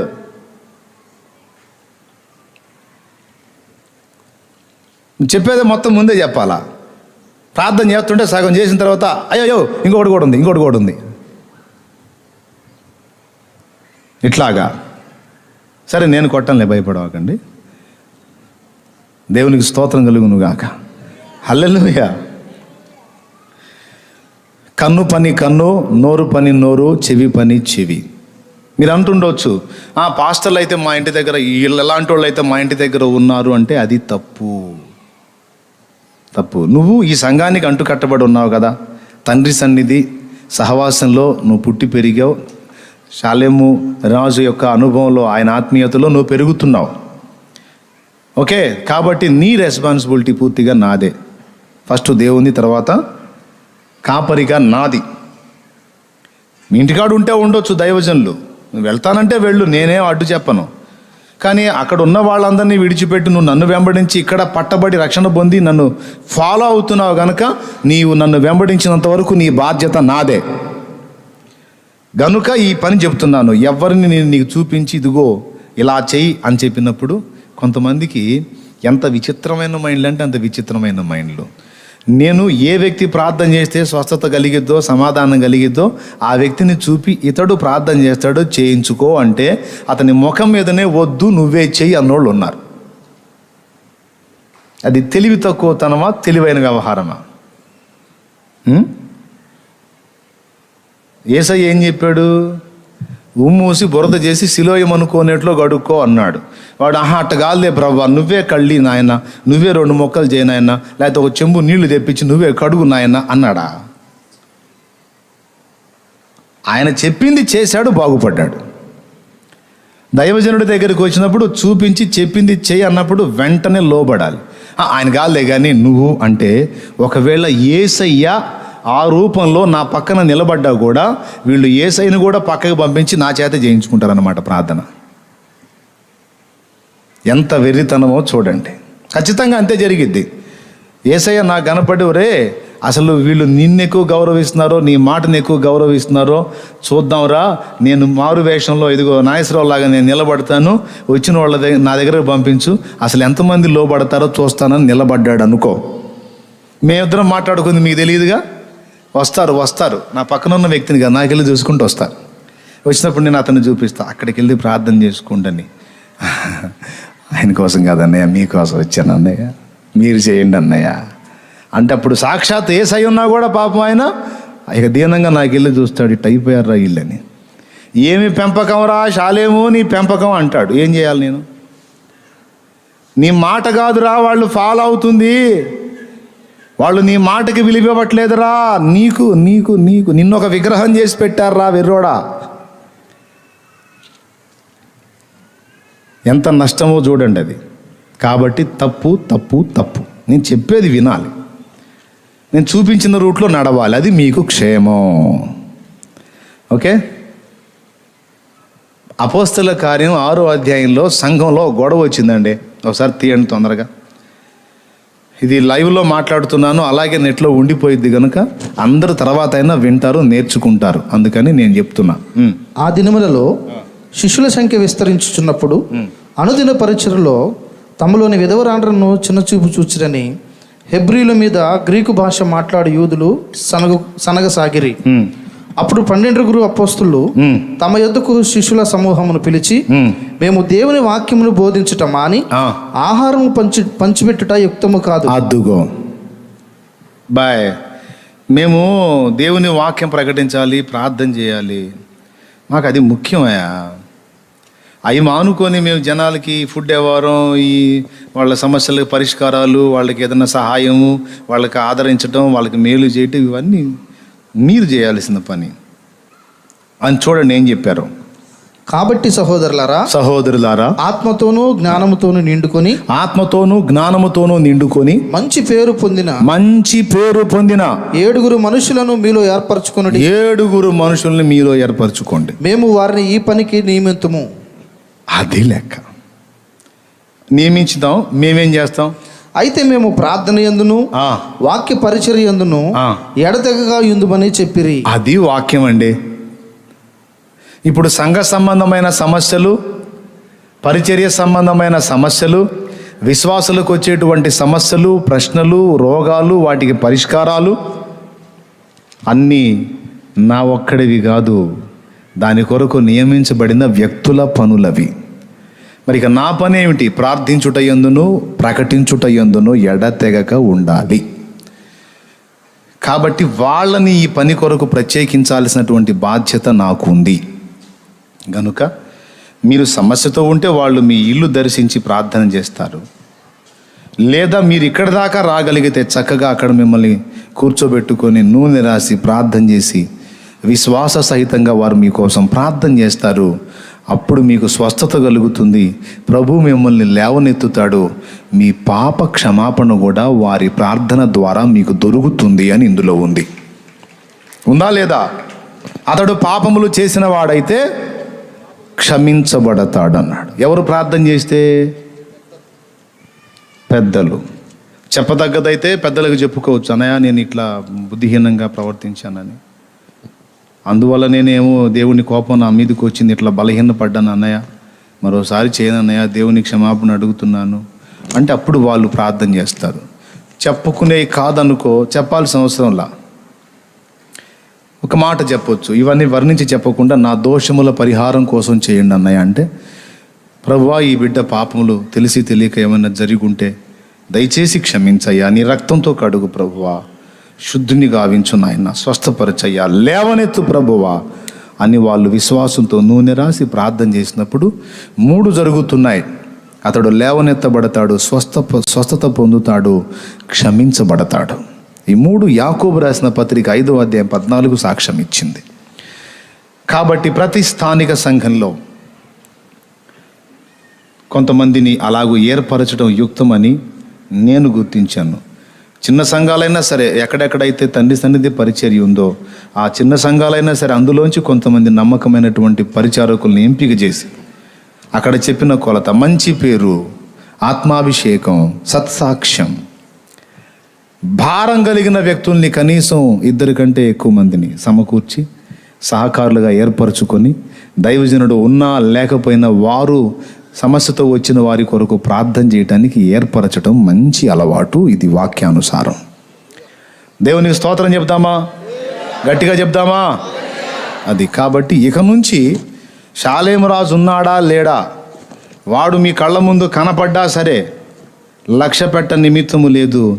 మీ సమస్యల కొరకు, మీ అక్కర్ల కొరకు, అది భౌతికమైందైనా, ఏదన్నా హెల్ప్ కావాలి సంఘం నుండి, మీకు ఏదైనా ఆర్థిక సహాయం, పోషణ కష్టంగా ఉంది, ఇల్లు జరగట్లేదు, చక్కగా సహోదరుల దగ్గరికి వచ్చి అన్నయ్య నాకు ఈ ప్రాబ్లం ఉందని అంటే తప్పకుండా వాళ్ళు నీకు ఆహారం పంచిపెట్టడానికి సిద్ధంగా ఉంటారు. అర్థమైందా?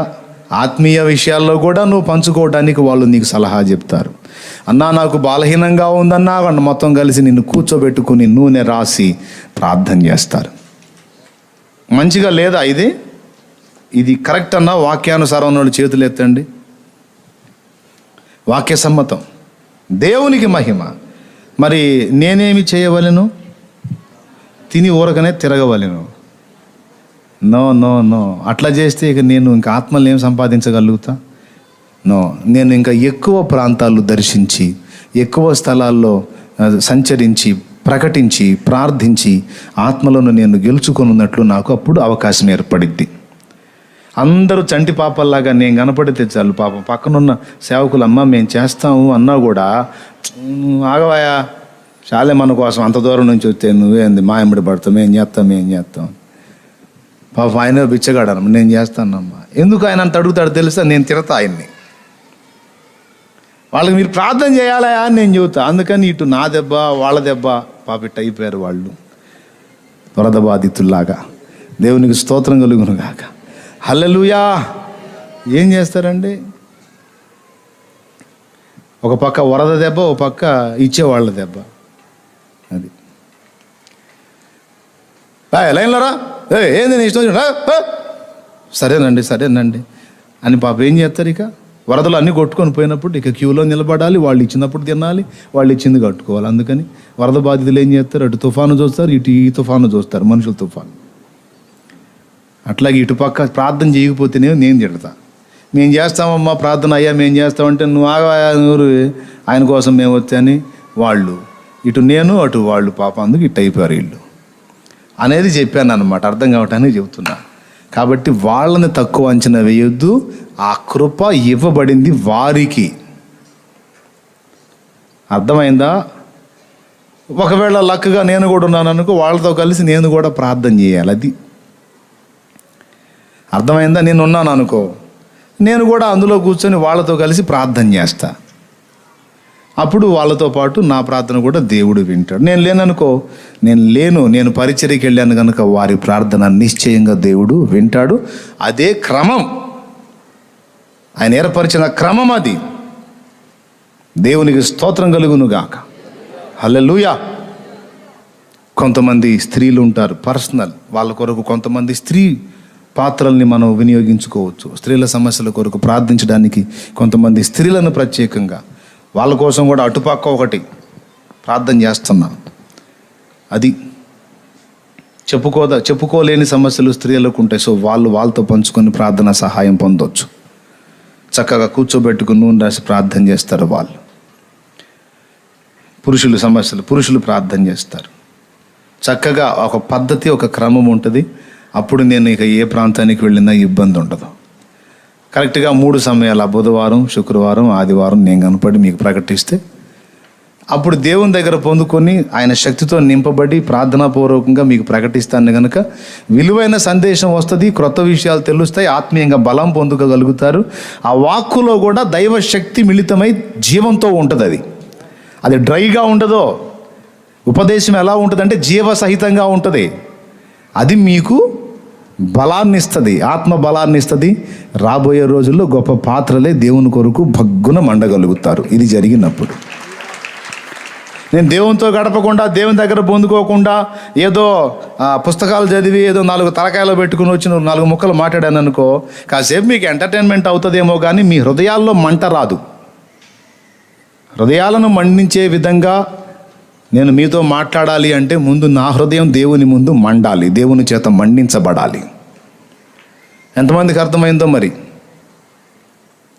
సరే, ఇవన్నీ బాగానే ఉన్నాయి. ఇప్పుడు ఫస్ట్ ఆ సంగతి చెప్పావు, ఈ సంగతి చెప్పావు. ఇంతకు ఆ మనిషి ఎవరు?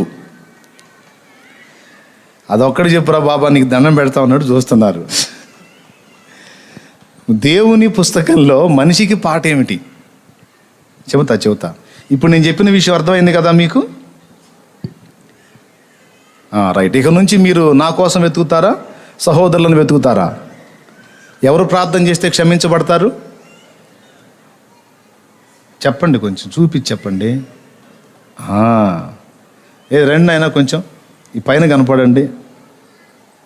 ఇక్కడ ఉండేటువంటి సహోదరులందరూ, దావీదన్న కూడా వస్తాడు, రోజు ఒకళ్ళు ఉంటారు, ఏం పర్లా, అన్ని ఊళ్ళ నుంచి వస్తారు, సన్నిధిలో ఉన్నట్టు ఉంటుంది. రండి ఒకసారి పైన కనపడండి, అందరూ కనపడండి, ఒకసారి ఊరికి అట్లా కనపడండి. దేవుడు ఏర్పరచుకున్న పాత్రలు, వీళ్ళలో ఎవరున్నా సరే మీరు ప్రార్థన చేయించుకోవచ్చు. ఎందుకంటే నా తోడి సహదాసులని వారిని మీ ముందు నిలబెట్టాను పరిశుద్ధాత్మ ప్రేరణలో. దేవునికి స్తోత్రం కలుగును గాక. ఎవరిని కూడా మీరు తక్కువగా చూడటానికి లేదు. ఇంకా వీళ్ళే కాదు, బోల్డ్ మంది చాలామంది బిడ్డలు ఉన్నారు. వారందరూ ఈ పరిచర్యలో నాతో కలిసి కష్టపడ్డారు, శ్రమపడ్డారు. మీ కొరకు అనేక మంది ఆత్మల కొరకు నాతో కలిసి ప్రయాసపడ్డారు. మంచి సాక్ష్యం, సత్యం కొరకు ఆసక్తి, ప్రార్థన జీవితం, విశ్వాసం కలిగి ఉన్నారు. వారి ప్రార్థన ద్వారా కూడా ఎన్నో కార్యాలు దేవుడు చేశాడు. కాబట్టి ఎవరిని మీరు తక్కువ అంచనా వేయొద్దు. నేను నిలబెట్టి మీకు చూపించిన వ్యక్తులు తప్పకుండా మీ కొరకు ప్రార్థన చేస్తారు. ఇదంతా దైవజనుల సమూహం. దేవునికి స్తోత్రం కలుగును గాక. హల్లెలూయా. రైట్ నాన్న, థ్యాంక్ యూ. ఇప్పుడు చెప్పండి ఒకసారి, ఎవరు చేయాలో మీకు? ఆగండి. ఎవరు చేస్తే మీకు స్వస్థత కలుగుతుంది? చూపించి చెప్పండి. దైవజనులు, సహోదరులు. ఎవరు చేస్తే క్షమాపణ కలుగుతుంది? చూపించి చెప్పండి. వందనాలమ్మా. చూపించి చెప్పండి. వాళ్ళేనా? రైట్. ఇప్పుడు మీరు వచ్చి సంఘంలోకి ఎవరికి వెళ్ళి చూడాలి? వాడు ఎక్కడున్నాడని నన్ను దేవుడు ఆడుకోవటం కాదు. ఎవరిని? దైవజనులు ఎక్కడున్నారు? ఏమండి, 2 3 నా నామమున ఎక్కడ కూడి ఉందరో వారి మధ్య, అలాగే 2 ఏకీభవించి దేన్ని అడుగుతారో దాన్ని నేను, అది అన్నాడా లేదా? ఇప్పుడు నేను ఒక్కడిని చేయటం మేలా, నలుగురు చేయటం మేలా? మరి ఏమయ్యా ఇంకా తెలివి తెచ్చుకోకపోతే? నన్ను చూసినప్పుడు మీకు అర్థం కావాల్సింది, ఈడైతే ఒకడే, వాళ్ళైతే నలుగురు, వాళ్ళ ప్రార్థన దేవుడు వింటాడు అన్నట్లు మీ మైండ్ మారాలి. సో దేవుడు మీకు ఆ మారు మనసు దయచేయును గాక. ఓకే, ఇంకా పదండి. తంబుర సితార నాదముతో క్రీస్తును వేడగరండి, ఇద్దరు ముగ్గురు కూడిన చోట ఉంటానని నా స్వామి. తంబుర సితార నాదముతో క్రీస్తును వేడగరండి, ఇద్దరు ముగ్గురు కూడిన చోట ఉంటానని నా స్వామి. తంబుర సితార నాదముతో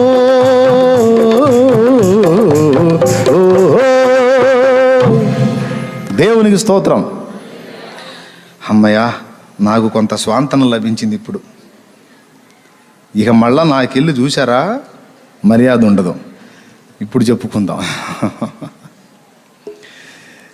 బైబిల్ గ్రంథంలో దేవునికి పాటలు ఉన్నాయి నిజమే, కానీ ఒక వ్యక్తి గురించి మరో వ్యక్తి పాడితే ఆ పాటని తన గ్రంథంలోకి రానిచ్చాడు దేవుడు. ఆ వ్యక్తే యోనాతాను. ఎవరు? యోనాతాను. యోనాతానును గూర్చి గానం చేసింది దావీదు.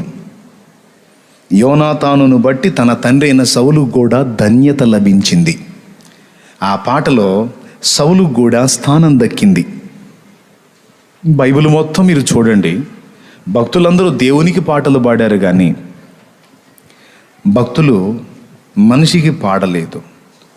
కానీ మనిషిని గూర్చి పాడినటువంటిది, ఇశ్రాయేలు సమూహాన్ని గూర్చి కొన్ని పాటలు ఉన్నాయి. వాళ్ళ కలిగిన నష్టాలు కష్టాలను బట్టి, నా జనులకు కలిగిన నాశనము చూడగా నాకు ఇలా అయిపోయింది, అలా అయిపోయింది, దేవా వారిని కరుణించు అని వాళ్ళ దీన స్థితిని చూపించి దేవుణ్ణి వేడుకోలుగా పాటలు ఉన్నాయి, విలాప వాక్యములు.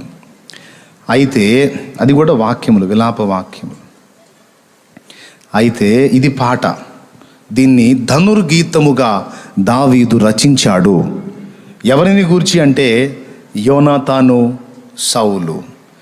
సౌలు కొడుకు యోనాతాను. చూద్దామా ఒక్కసారి బైబిల్ గ్రంథంలో 2వ సమూయేలు గ్రంథము, సమూయేలు 2వ గ్రంథము 1వ అధ్యాయం 17వ వచనం. 1వ అధ్యాయము 17వ వచనం ఒక్కసారి చూడండి. Right, correct. అది యూదా వారికి అభ్యాసము చేయవలనని దావీదు సౌలును గూర్చి అతని కుమారుడైన యోనాతానును గూర్చి ధనుర్గీతం ఒకటి చేసి దానిని బట్టి విలాపము సలిపెను.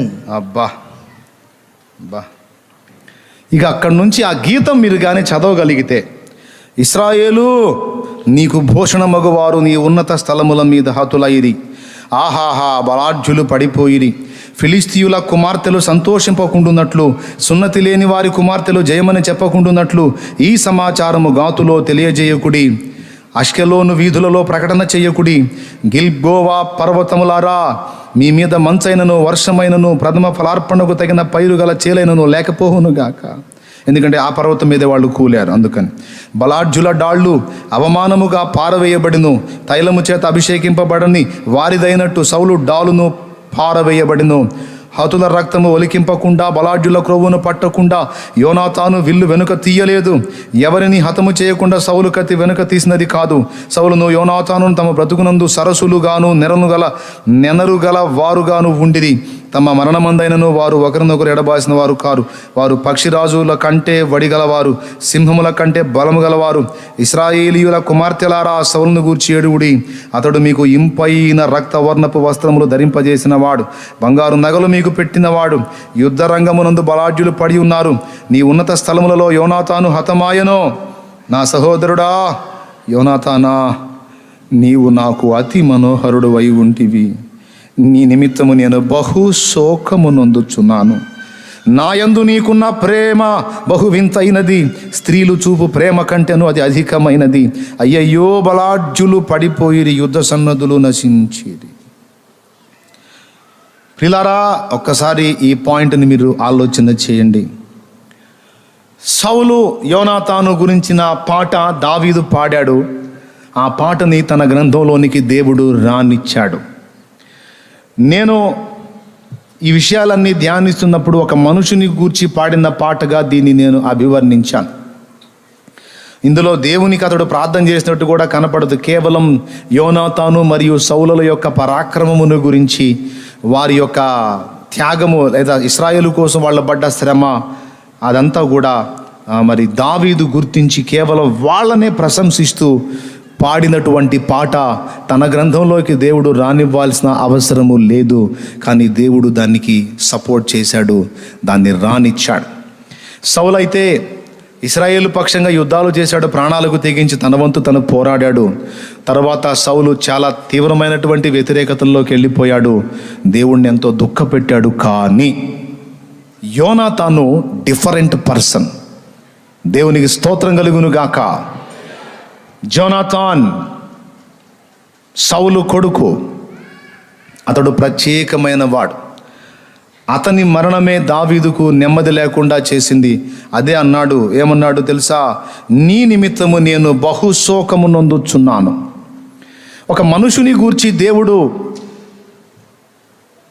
ఆ పాటని తన గ్రంథంలోకి ఎందుకు రానిచ్చాడు, అంత విలువ దానికి ఎందుకు ఇచ్చాడు అంటే, సౌలు స్పెషల్ ఏంటంటే ఇశ్రాయేలుకు మొట్టమొదటి రాజు సౌలే. తర్వాత తేడా పడినా చేసినంత వరకు జాగ్రత్తగానే సౌలు చేశాడు. అది పక్కన పెడితే సౌల్లోనన్నా లోపాలు కనపడ్డాయి, కానీ యోనాతానులో మనకు ఆ లోపాలు కనపడవు. యోనాతాను చాలా అద్భుతమైన వ్యక్తిగా ఉన్నాడు. యోనాతాన్ని స్పెషల్గా కావాలనే దేవుడు ఆ పాటను దావీదు చేత పలికింపజేసి తన గ్రంథంలో పెట్టుకున్నాడు దేవుడు. ఒక మనిషి మీద పాట రాస్తే ఆ పాట దేవుడు ఇంత గౌరవించి తన గ్రంథంలో పెట్టుకున్నాడు అంటే ఏమిటి ఈ వింత, ఏమిటి ఆశ్చర్యం? మనిషికి ఇంత ప్రయారిటీ ఎందుకు ఇచ్చాడు దేవుడు? ఏమిటి యోనాతాను స్పెషల్ అని ఆలోచిస్తే కొన్ని సంగతులు యోనాతాను విషయంలో మనకు మాదిరికరంగాను, నేర్చుకోదగినవిగాను, ప్రశంసింపదగినవిగాను కనబడతాయి. అవి క్లుప్తంగా 2 మాటలు మీకు చెప్పేసి ముగిస్తాను నేను. ఓసారి స్తోత్రం చెప్పండి. మొట్టమొదట విషయం, ఇప్పుడు నేను 2 రకాల సంగతులు మీకు చెప్పాను. మొట్టమొదటిది ఏంటంటే, మనుషుల మీద మీరు ఆధారపడవద్దు, మనుషుల మీద మీరు ఏడవద్దు. మనుషులు ఏదో మాటలు అంటారు కానీ వాళ్ళు నిజంగా నమ్మదగిన వారు అన్ని వేళలా కారు. కొంతవరకు వాళ్ళు సపోర్ట్ చేయగలుగుతారు, కొంతవరకు వారు ఆదరించగలుగుతారు, కొంతవరకే. పూర్తిగా నువ్వు ఆనుకోవాల్సింది, ఆధారపడాల్సింది, నువ్వు ఆయన పాదాల దగ్గర ఏడ్చి మొత్తుకోదగిన వాడు, నీకు తన హృదయంలో స్థానం ఇచ్చి నిన్ను గురించి ఆలోచన కలిగిన వాడు దేవుడు ఒక్కడే గనుక ఆయనను ఆశ్రయించు. అధికారులు, చక్రవర్తులు ఎవరు నీకు సమయం ఎవరు, కానీ వారందరికంటే ఘనుడై ఉన్న దేవుడు నీకెప్పుడు అందుబాటులో ఉన్నానని సాక్ష్యం ఇచ్చాడు గనుక దాన్ని నువ్వు వినియోగించుకోమని నేను నీకు తెలియజేశాను. మొదటి విషయం.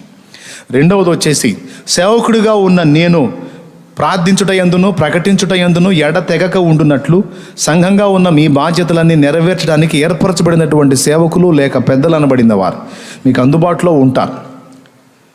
వారి యొద్ద మీరు ప్రార్థనా సహాయం పొందవచ్చు. వారి చేత మీరు ప్రార్థన సహాయం పొందినప్పుడు ఏం జరిగిద్ది అంటే, మీరు స్వస్థత పొందుతారు, ప్రభు చేత మీరు లేపబడతారు, మీ పాపములు క్షమింపబడతాయని 3 సంగతులు 2వ పాయింట్లో మీకు చెప్పాను, 2 విడివిడిగా. ఇప్పుడు ఇక 3వ విషయం ఏదైతే నేను మొట్టమొదట చెప్దామని మొదలుపెట్టానో ఆ సంగతిని ఇప్పుడు నేను వర్ణిస్తున్నాను. ఎవరు ఆ వ్యక్తి అంటే యోనాతాను. పాట ఎవరిని గురించి రాయబడిందంటే యోనాతాను సౌలను గురించి రాయబడింది. రాసిన వ్యక్తి ఎవరు అంటే దావీదు. కానీ దావీదు పరిశుద్ధాత్మ ప్రేరేపితుడై పలికినటువంటి విషయాలు, లేకపోతే మనుష్య మూలమైనవైతే గ్రంథంలోకి రావు. దావీదు యోనాతానుల ప్రేమ గురించి రకరకాలుగా మనుషులు కల్పించారు. కొంతమంది దుర్మార్గులైతే దుర్మార్గంగా కూడా ఆ సహోదరుల ప్రేమని అభివర్ణించారు. వారు బెస్ట్ ఫ్రెండ్స్, మంచి మిత్రులు, ఎంత మంచి సహోదరులు. విషయం ఏంటంటే, దావీదుకి కుటుంబం ఉంది, యోనాతానుకు కూడా కుటుంబం ఉంది. యోనాతానుకి భార్య బిడ్డలు ఉన్నారు, దావీదుకు కూడా. వారి స్నేహ బంధం చాలా లోకంలో చాలామంది ఫ్రెండ్స్కి అద్భుతమైన మాదిరి. విషయం చెప్తాను. యోనాతాను ఎందుకు దేవుడు అంత ఘనపరిచాడు, అంత ప్రత్యేకమైన గుర్తింపు ఘనతని యోనాతానుకు దేవుడు ఎందుకు ఇచ్చాడు అనే విషయాన్ని మనం ఈ కోణంలో ఆలోచించుకుంటే, యోనాతాను దగ్గర కొన్ని ముఖ్య విషయాలు మనం నేర్చుకోదగ్గ కొలతలు కొన్ని కనపడితే వాటిలో ఒకటేమిటంటే న్యాయ ప్రవర్తన. యోనాతాన్లో న్యాయ ప్రవర్తనని నేను గుర్తించానండి. ఎందుకంటే గొల్యాతు మీదికి యుద్ధానికి వెళ్ళడానికి 40 రోజులు ఎవడూ సాహసం చేయలే. ఫిలిస్తీయుల సమూహం, సైన్య సమూహం వచ్చి ఆ పక్క నిలబడింది, ఈ పక్క ఇశ్రాయేలు సైన్యం నిలబడింది. ఆ ఫిలిస్తీయుల సమూహంలోంచి ముందుకు వచ్చి గొల్యాతు, మేమందరం కలిసి కొట్టుకోవటం కాదు, ఇదిగో మా వైపు నుంచి నేను ఒకడిని వచ్చాను, మీ వైపు నుంచి ఒకడిని పంపించండి, మేము కలబడతాం, మేము కొట్టుకుంటాం, మేము యుద్ధం చేసుకుంటాం. నేను కూలితే మా వాళ్ళు మీకు బానిసలు, మీ వాడు కూలితే మీరు మాకు బానిసలు. సింపుల్, ఎక్కువ ప్రాణ నష్టం జరగకుండా ఇది ఆలోచించండి అని అతడు ముందుకు వచ్చి శపథం చేశాడు. వీళ్ళ వైపు నుంచి వెళ్ళటానికి గొల్యాతు మీదకి ఒక్కడు కూడా లేడు ఇశ్రాయేల్లో. సౌలు, యోనాతాను మొత్తం గుడారంలో కూర్చున్నారు. బహుశా యోనాతాను ఒకవేళ నేను వెళ్తానన్నా కూడా సౌలు వెళ్ళనిచ్చి ఉండకపోవచ్చు. ఎందుకంటే యోనాతాను పరాక్రమం గల్లవాడే. కానీ వెళ్తానన్నా కూడా తండ్రి వెళ్ళనీయకపోయి ఉండొచ్చు. సౌలా వెళ్ళలేదు. 40 రోజులు దేవుడి నామం దూషణ పాలవుతుంది, దేవుడి నామం అన్యుల చేత అవమానపరచబడుతుంది. వాడొచ్చి సవాళ్ళు విసురుతున్నాడు, చాలా చీత్కారంగా మాట్లాడుతున్నాడు. కానీ అన్ని చూస్తా కూడా ఇశ్రాయేలు సైన్య సమూహం అంతా ఒక్కడు కూడా, వాడు అడుగుతున్నాడు, మీలో దమ్మున్న మనగాడు ఒక్కడు కూడా లేడా? అందరూ వెధవాయిలేనా? అందరూ దద్దమలేనా? మీ దేవుడు కూడా అలాంటి వాడు అయి ఉంటాడని అట్లాగా రకరకాలుగా వాడు రెచ్చగొడుతున్నా ఒక్కడంటే ఒక్కడు కదల్లా. కానీ 40 రోజులప్పుడు దావీదు వచ్చాడు. దావీదు చిన్నవాడు, యుద్ధ నైపుణ్యం తెలియని స్థితిలో ఉన్నవాడు, గొర్రెలు కాసే పనిలో ఉన్నవాడు. కానీ వాడన్న మాట విని దేవునికి అవమానం జరుగుతుంది, ఇశ్రాయేలు రాజు కూడా అవమానం జరుగుతుంది. మరి నా అన్నయ్యలు ఉన్నారు ఇందులో, కానీ వాళ్ళు కూడా దద్దమ్మల్లాగా కూర్చుండిపోయారు, ఎవడు ఒక్కడు కూడా వాడి మీదకి పోలేదు. ఆ మాటలు, అతడు పలికే మాటలు విని బతికుంటాం కంటే పోయి ఆ యుద్ధంలో చస్తే మాత్రం ఏమైద్ది అని రోషం కలిగి తన దగ్గరున్న ఆ ఒడిశాలతోనే వెళ్ళి వాడి మీద యుద్ధం చేసి వాడిని పడగొట్టి వాడి కత్తితోనే శిరస్సు ఛేదించి ఇశ్రాయేలుకు విజయం చేకూర్చిన వాడు దావీదు. లేకపోతే ఆ దెబ్బలో సౌలు గవర్నమెంట్ మొత్తం కొలాప్స్ అయిపోయేది. అప్పుడే మొత్తం ఇశ్రాయేలు పట్టబడేది ఫిలిస్తీ చేతిలో. కానీ అప్పుడు ఫిలిస్తీయులకు వ్యతిరేకంగా పోరాడి ప్రాణాలకు తెగించి ఇశ్రాయేలుకు జయం తీసుకొచ్చిన వాడు దావీదు. కానీ తన తండ్రి న్యాయంగా దావీదుకి ఇస్తానన్నవి ఇవ్వకుండా అన్యాయం చేయటం యోనాతాను చూశాడు. నంబర్ 1, ఇవ్వలా, తన ఇస్తానన్నది ఇవ్వలా, తన కుమార్తెని ఇస్తానని చెప్పి ఇంకొకటికి ఇస్తాడు. తెలుసు మనకు అది. అలాగే ఇంకా వేరే ఒప్పందం కూడా ఒకటి చేస్తాడు, అది కూడా చేయడు. పైగా దావీదును చంపటానికి వెతుకుతాడు. ఇది చూసి యోనాతాను గుండె గాయమైపోయింది. గొల్యాతును కూలగొట్టి ఇశ్రాయేలుకు జయమిచ్చినప్పుడు దావీదునందు యోనాతానుకు బహు ఇష్టము పుట్టింది. అబ్బా, ఎంత గొప్ప పరాక్రమం! వయసులో నాకు తెలిసి యోనాతాను కంటే దావీదు చిన్నవాడు కొంచెం, అయినా సరే చాలా ముచ్చటేసింది యోనాతానుకి. పరాక్రమం గల్లవాడు, చిన్నవాడైతేనేం రోషం గల్లవాడు అని ఆ రోజే హత్తుకొని ఆ విజయాన్ని ఆనందించారు ఇద్దరు. ఆ తరువాత దావీదంటే ఎనలేని ప్రేమ అయిపోయింది యోనాతానుకి. దావీదుకు జరుగుతున్న అన్యాయం విషయంలో కూడా గాయపడిపోయాడు. కానీ అన్యాయం చేస్తున్న వాడెవరు? సొంత తండ్రే, తన తండ్రే తన ప్రాణ స్నేహితునికి అన్యాయం చేస్తున్నాడు. అందరికీ జయం తీసుకొచ్చినటువంటి దావీదుకి అన్యాయం చేసి ఇస్తానన్నవి ఇవ్వకుండా అతని ప్రాణాన్ని తీయటానికి వెతుకుతున్నాడని గాయపడిపోయాడు. గాయపడిపోయి ఎవరి పక్షం వహించాడో తెలుసా? సొంత తండ్రి అని కూడా లక్ష్య పెట్టకుండా న్యాయం పక్షాన నిలబడ్డాడు యోనాతాను. ఎవరి పక్షాన నిలబడ్డాడు? న్యాయం పక్షాన నిలబడ్డాడు. అది క్వాలిటీ నెంబర్ 1 యోనాతాన్లో. రెండవది, న్యాయం ఎటుంటే దేవుడు అటుంటాడు. దేవుడు ఎవరి పక్షమో యోనాతాను అతని పక్షమే. ఎందుకో తెలుసా? దావీదుకి దేవుడు తోడై ఉన్నాడని యోనాతాను గుర్తుపట్టాడు, ప్రత్యక్షత కలిగినోడు. తన తండ్రికి దేవుడు తోడై లేడనే సంగతి అర్థమైపోయింది యోనాతానుకి. ఎందుకంటే తన తండ్రి చేతగానిది ఈ బాలుడు చేశాడు అంటే యెహోవా అతనికి తోడై ఉండకపోతే ఆ విజయం సాధ్యం కాదు. సో ఒకడు ఇంత కార్యాన్ని సాధించాడు, ఒక బాలుడు ఇంత విజయాన్ని సాధించగలిగాడంటే అదేదో మనుషుల రీత్యా కలిగింది కాదు, యెహోవా అతనికి తోడై ఉంటేనే కానీ అది సాధ్యం కాలేదని గుర్తుపట్టాడు. ప్రత్యక్షత కలిగినోడు, న్యాయ ప్రవర్తన, ప్రత్యక్షత గల మనస్సు. అంతేకాదు దేవుడు ఎవరి పక్షమో యోనాతాను ఆ పక్షమే తీసుకున్నాడు.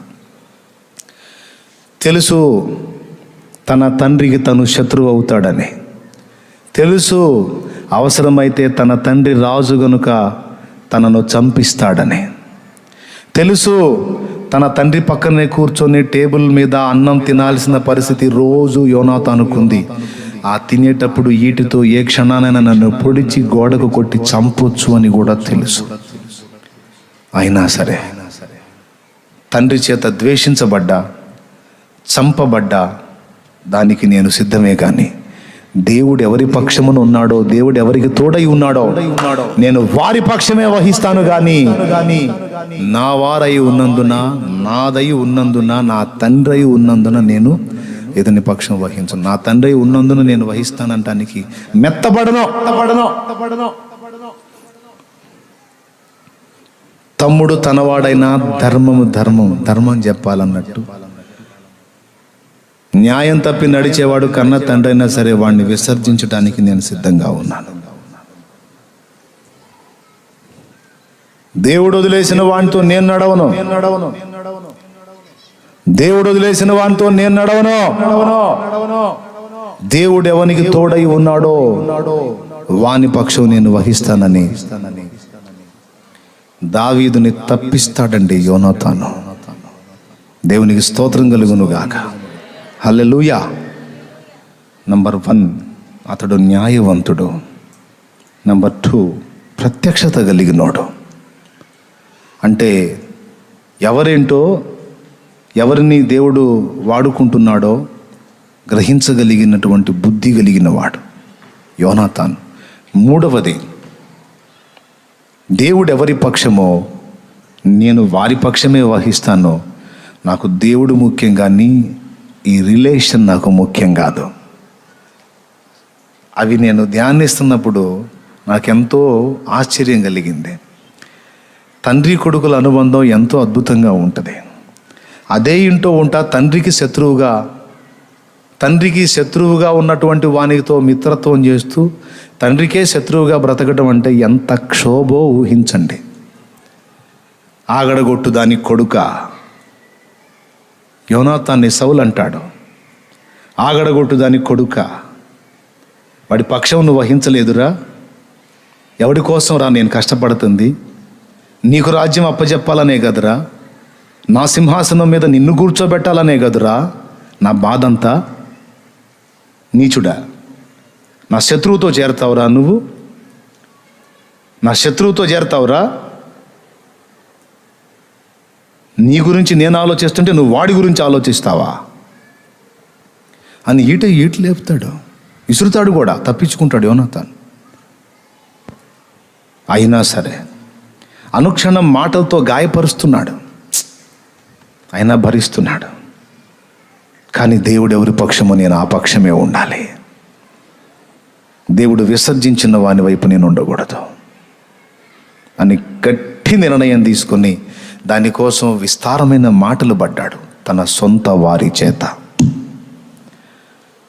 ఈరోజు కొంతమంది జీవం గల దేవుణ్ణి నమ్మి దేవుని మార్గంలో నడుస్తూ ఎన్నో మాటలు పడుతున్నారు సొంత వారి వలన.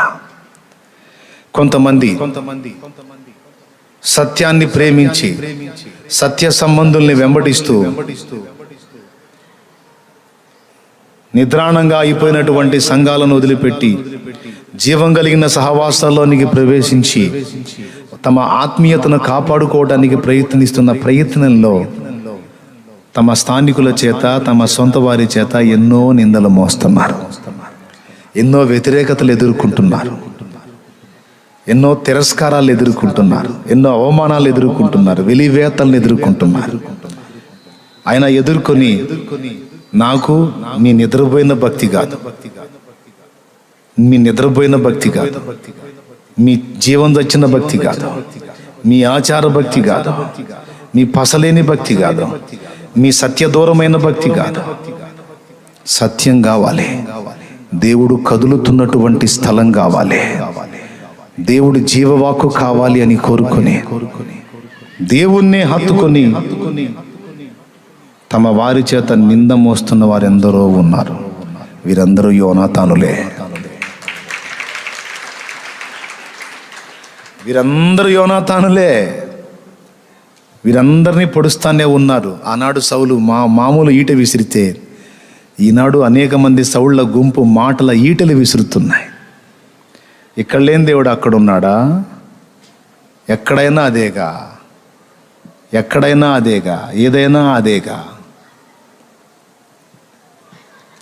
రకరకాలుగా కొంతమంది యోనాతాన్లు నేడు ఈటలతో పడవబడుతూనే ఉన్నారు. అయినా దేవుడు ఎవరి పక్షం వహించాడో వారు యోనాతానులైతే ఎన్ని ఈటలైనా గుచ్చబట్టానికి సిద్ధమే, చావటానికైనా సిద్ధమే. కానీ దేవుడు తోడై కదులుతున్నటువంటి వ్యక్తులతోనే నేను నడుస్తాను. దేవుడెవరి పక్షమో నేను వారి పక్షమే.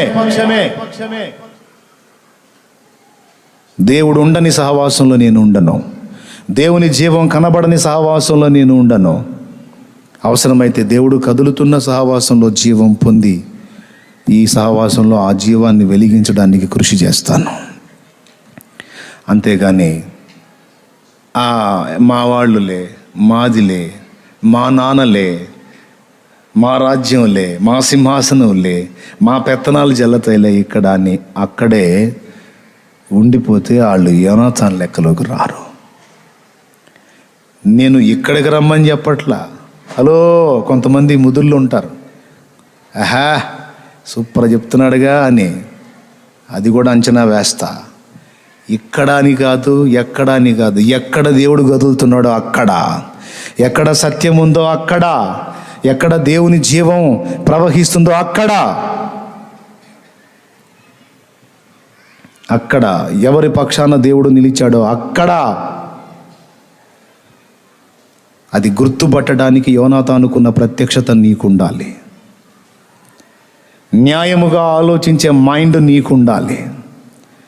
మూడవది, దేవుడు ఎవరి పక్షమో నేను కూడా వారి పక్షమే. దేవుడు వదిలేసిన వాళ్ళు నా సొంత వాళ్ళైనా, నా సొంత బంధువులైనా, నా కన్న తండ్రైనా నిర్దాక్షిణ్యంగా వాడిని పక్కన పెట్టేస్తాను. అవసరమైతే నా తండ్రితో కూర్చొని వాడితో పాటు అన్యాయం చేస్తే నేను సింహాసనం ఎక్కుతానేమో. అన్యాయంగా, అక్రమంగా దేవుడు విసర్జించిన సింహాసనం నాకెందుకు?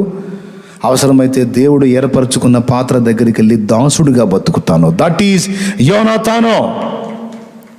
అది యోనాతాను. ఈ టైప్ ఆఫ్ మైండ్స్ని దేవుడు స్పెషల్గా గుర్తిస్తాడండి.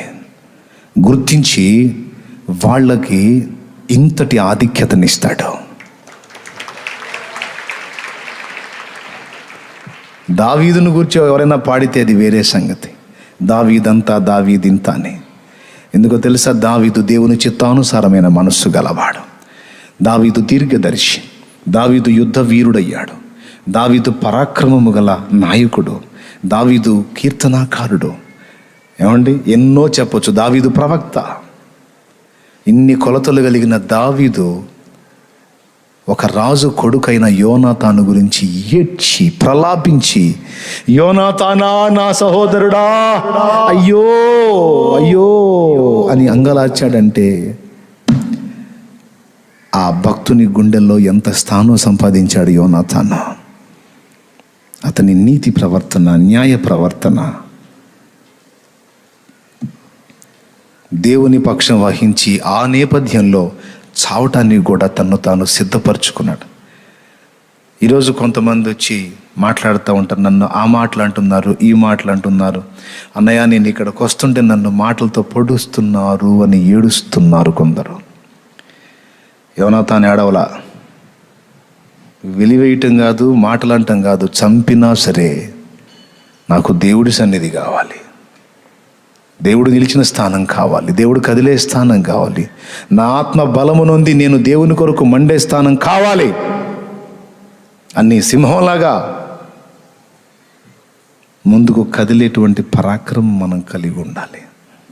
ఉన్నారు అట్లాంటి వాళ్ళు కూడా ఉన్నారు, అట్లాంటి వాళ్ళు కూడా ఉన్నారు. నువ్వు ఆడికేడికి పోతున్నావు ఏంది, అక్కడికేడికి వెళ్తున్నావు ఏంటి, ఇక్కడ ఉంది కదా ఏదో రకరకాల సంఘాలు, ఏ సంఘమైనా సత్యంతో నడిపించబడుతూ సత్యవాక్యం ఉండి దేవుని జీవం ప్రవహిస్తుంటే ఎక్కడైనా ఉండొచ్చు, ఎక్కడైనా కాదు. కానీ అది మనుష్య పరిపాలనకు లోనైపోయి సత్యవాక్యం నుండి దుర్బోధ పాలైపోయి మనుషులే ఏలికలైపోయి దేవుని జీవం అందులో లేనప్పుడు ఆచారం కోసమో బంధువర్గం కోసమో మరి దేని కోసమో అక్కడే అతుక్కుపోకుండా దేవుని సన్నిధిని వెతుక్కుంటూ ఎంత దూరమైనా నువ్వు ప్రయాణం చేయొచ్చు. దానికి మార్కులు పడతాయి నీకు. ఈ కీలకమైన విషయం చెప్పడానికి నేను సంతోషిస్తున్నాను. యోనాతానులు కావాలి. మనం న్యాయంగా ఆలోచన చేయాలి, సత్యం పక్షంగా నిలబడాలి, దేవుడు ఎవరు పక్షం వహించాడో గుర్తుపట్టే ప్రత్యక్షత మనకు ఉండాలి. ఇవి గ్రహించుకొని అవసరమైతే సమస్తాన్ని సొంత వారిని సైతం పక్కన పెట్టగలిగే దమ్ము ధైర్యం వహించాలి. ఈ 4 యోనాతానులో నేను గుర్తించాను, దేవుడు గుర్తించాడు. అందుకే యోనాతాను బట్టి తన తండ్రి అయిన సౌలు కూడా ధన్యతనిచ్చి యోనాతాను మీద ఒక పాట దావీదు చేత పలికించి, అందులో ఎక్కడ కూడా దేవుని ఇన్వాల్వ్మెంట్ ఉండదు. చూడండి ఆ పాట మొత్తంలో కేవలం వాళ్ళిద్దరి ప్రస్తావనే వస్తుంది, ఎక్కువగా యోనాతానుది వచ్చింది. దేవునికి స్తోత్రం కలుగును గాక. ఆ మనుషుని మీద పాడిన పాటని ఒక వ్యక్తి మరొక వ్యక్తిని గూర్చి పాడిన పాటను తన గ్రంథంలో రానిచ్చాడు. ఎందుకంటే యోనాతాను గురించి మనం సీరియస్గా ఆలోచించుకొని పాఠాలు మనం నేర్చుకోవాలని. మీరు దావీదు యోనాతానుల స్నేహాన్ని గురించి తెలుసుకోవాలంటే సమూయేలు గ్రంథంలో మీరు 20వ అధ్యాయం దగ్గర నుండి చదువుకోండి. 19, 20 దగ్గర నుండి వరుసగా చదువుకుంటే వాళ్ళిద్దరి అనుబంధం ఎంత అద్భుతం. ఇంటికి వెళ్ళి ధ్యానించండి, సమయం అయిపోయింది. వాళ్ళిద్దరి అనుబంధం ఎంత అద్భుతంగా ఉంటుందో, దావీదుని యోనాతాను ఎలా సేవ్ చేశాడో, దావీదుని యోనాతాను ఎలా దీవించాడో మీకు తెలుసా? యోనాతానుకు ముందే తెలుసు తన తండ్రి తప్పుడు ప్రవర్తన వలన తను ఎఫెక్ట్ అవుతాడని తెలుసు. రాజుగా దావీదు ఎన్నిక చేయబడ్డాడని కూడా తెలుసు. ఏమంటాడో తెలుసా? నా సహోదరా దావీదా, దేవుడు నిశ్చయంగా నిన్ను ఆశీర్వదిస్తాడు, నా తండ్రి సింహాసనం నీకు ఇస్తాడు. నేను ఉంటానో ఉండనో తెలియదు, కానీ నేనున్నా లేకపోయినా నీవు సింహాసనం ఎక్కినప్పుడు నా బిడ్డల్ని గుర్తు చేసుకో అంటాడు. నా బిడ్డల్ని గుర్తు చేసుకో, లేకపోతే దేవునికి లెక్క చెప్తావు. నువ్వు నీకోసం నేను ఇంత తెగించి త్యాగం చేస్తున్నాను కనుక నేను వెళ్ళిపోతానని నాకు అనిపిస్తుంది. నేనుంటే ఏం లేదు, నేను వెళ్ళిపోతే నా బిడ్డల్ని నీ దగ్గర ఉంచుకో, నా బిడ్డల్ని ఆదరించు, మర్చిపోవద్దని చెప్తాడు. తర్వాత దావీదు రాజైన తర్వాత నేను వారికి సహాయం చేయున్నట్లు యోనాతాను సంబంధాలు ఎవరైనా ఉన్నారా అని అడుగుతాడు. మెఫీబోషెత్ ఎవరు? వాడు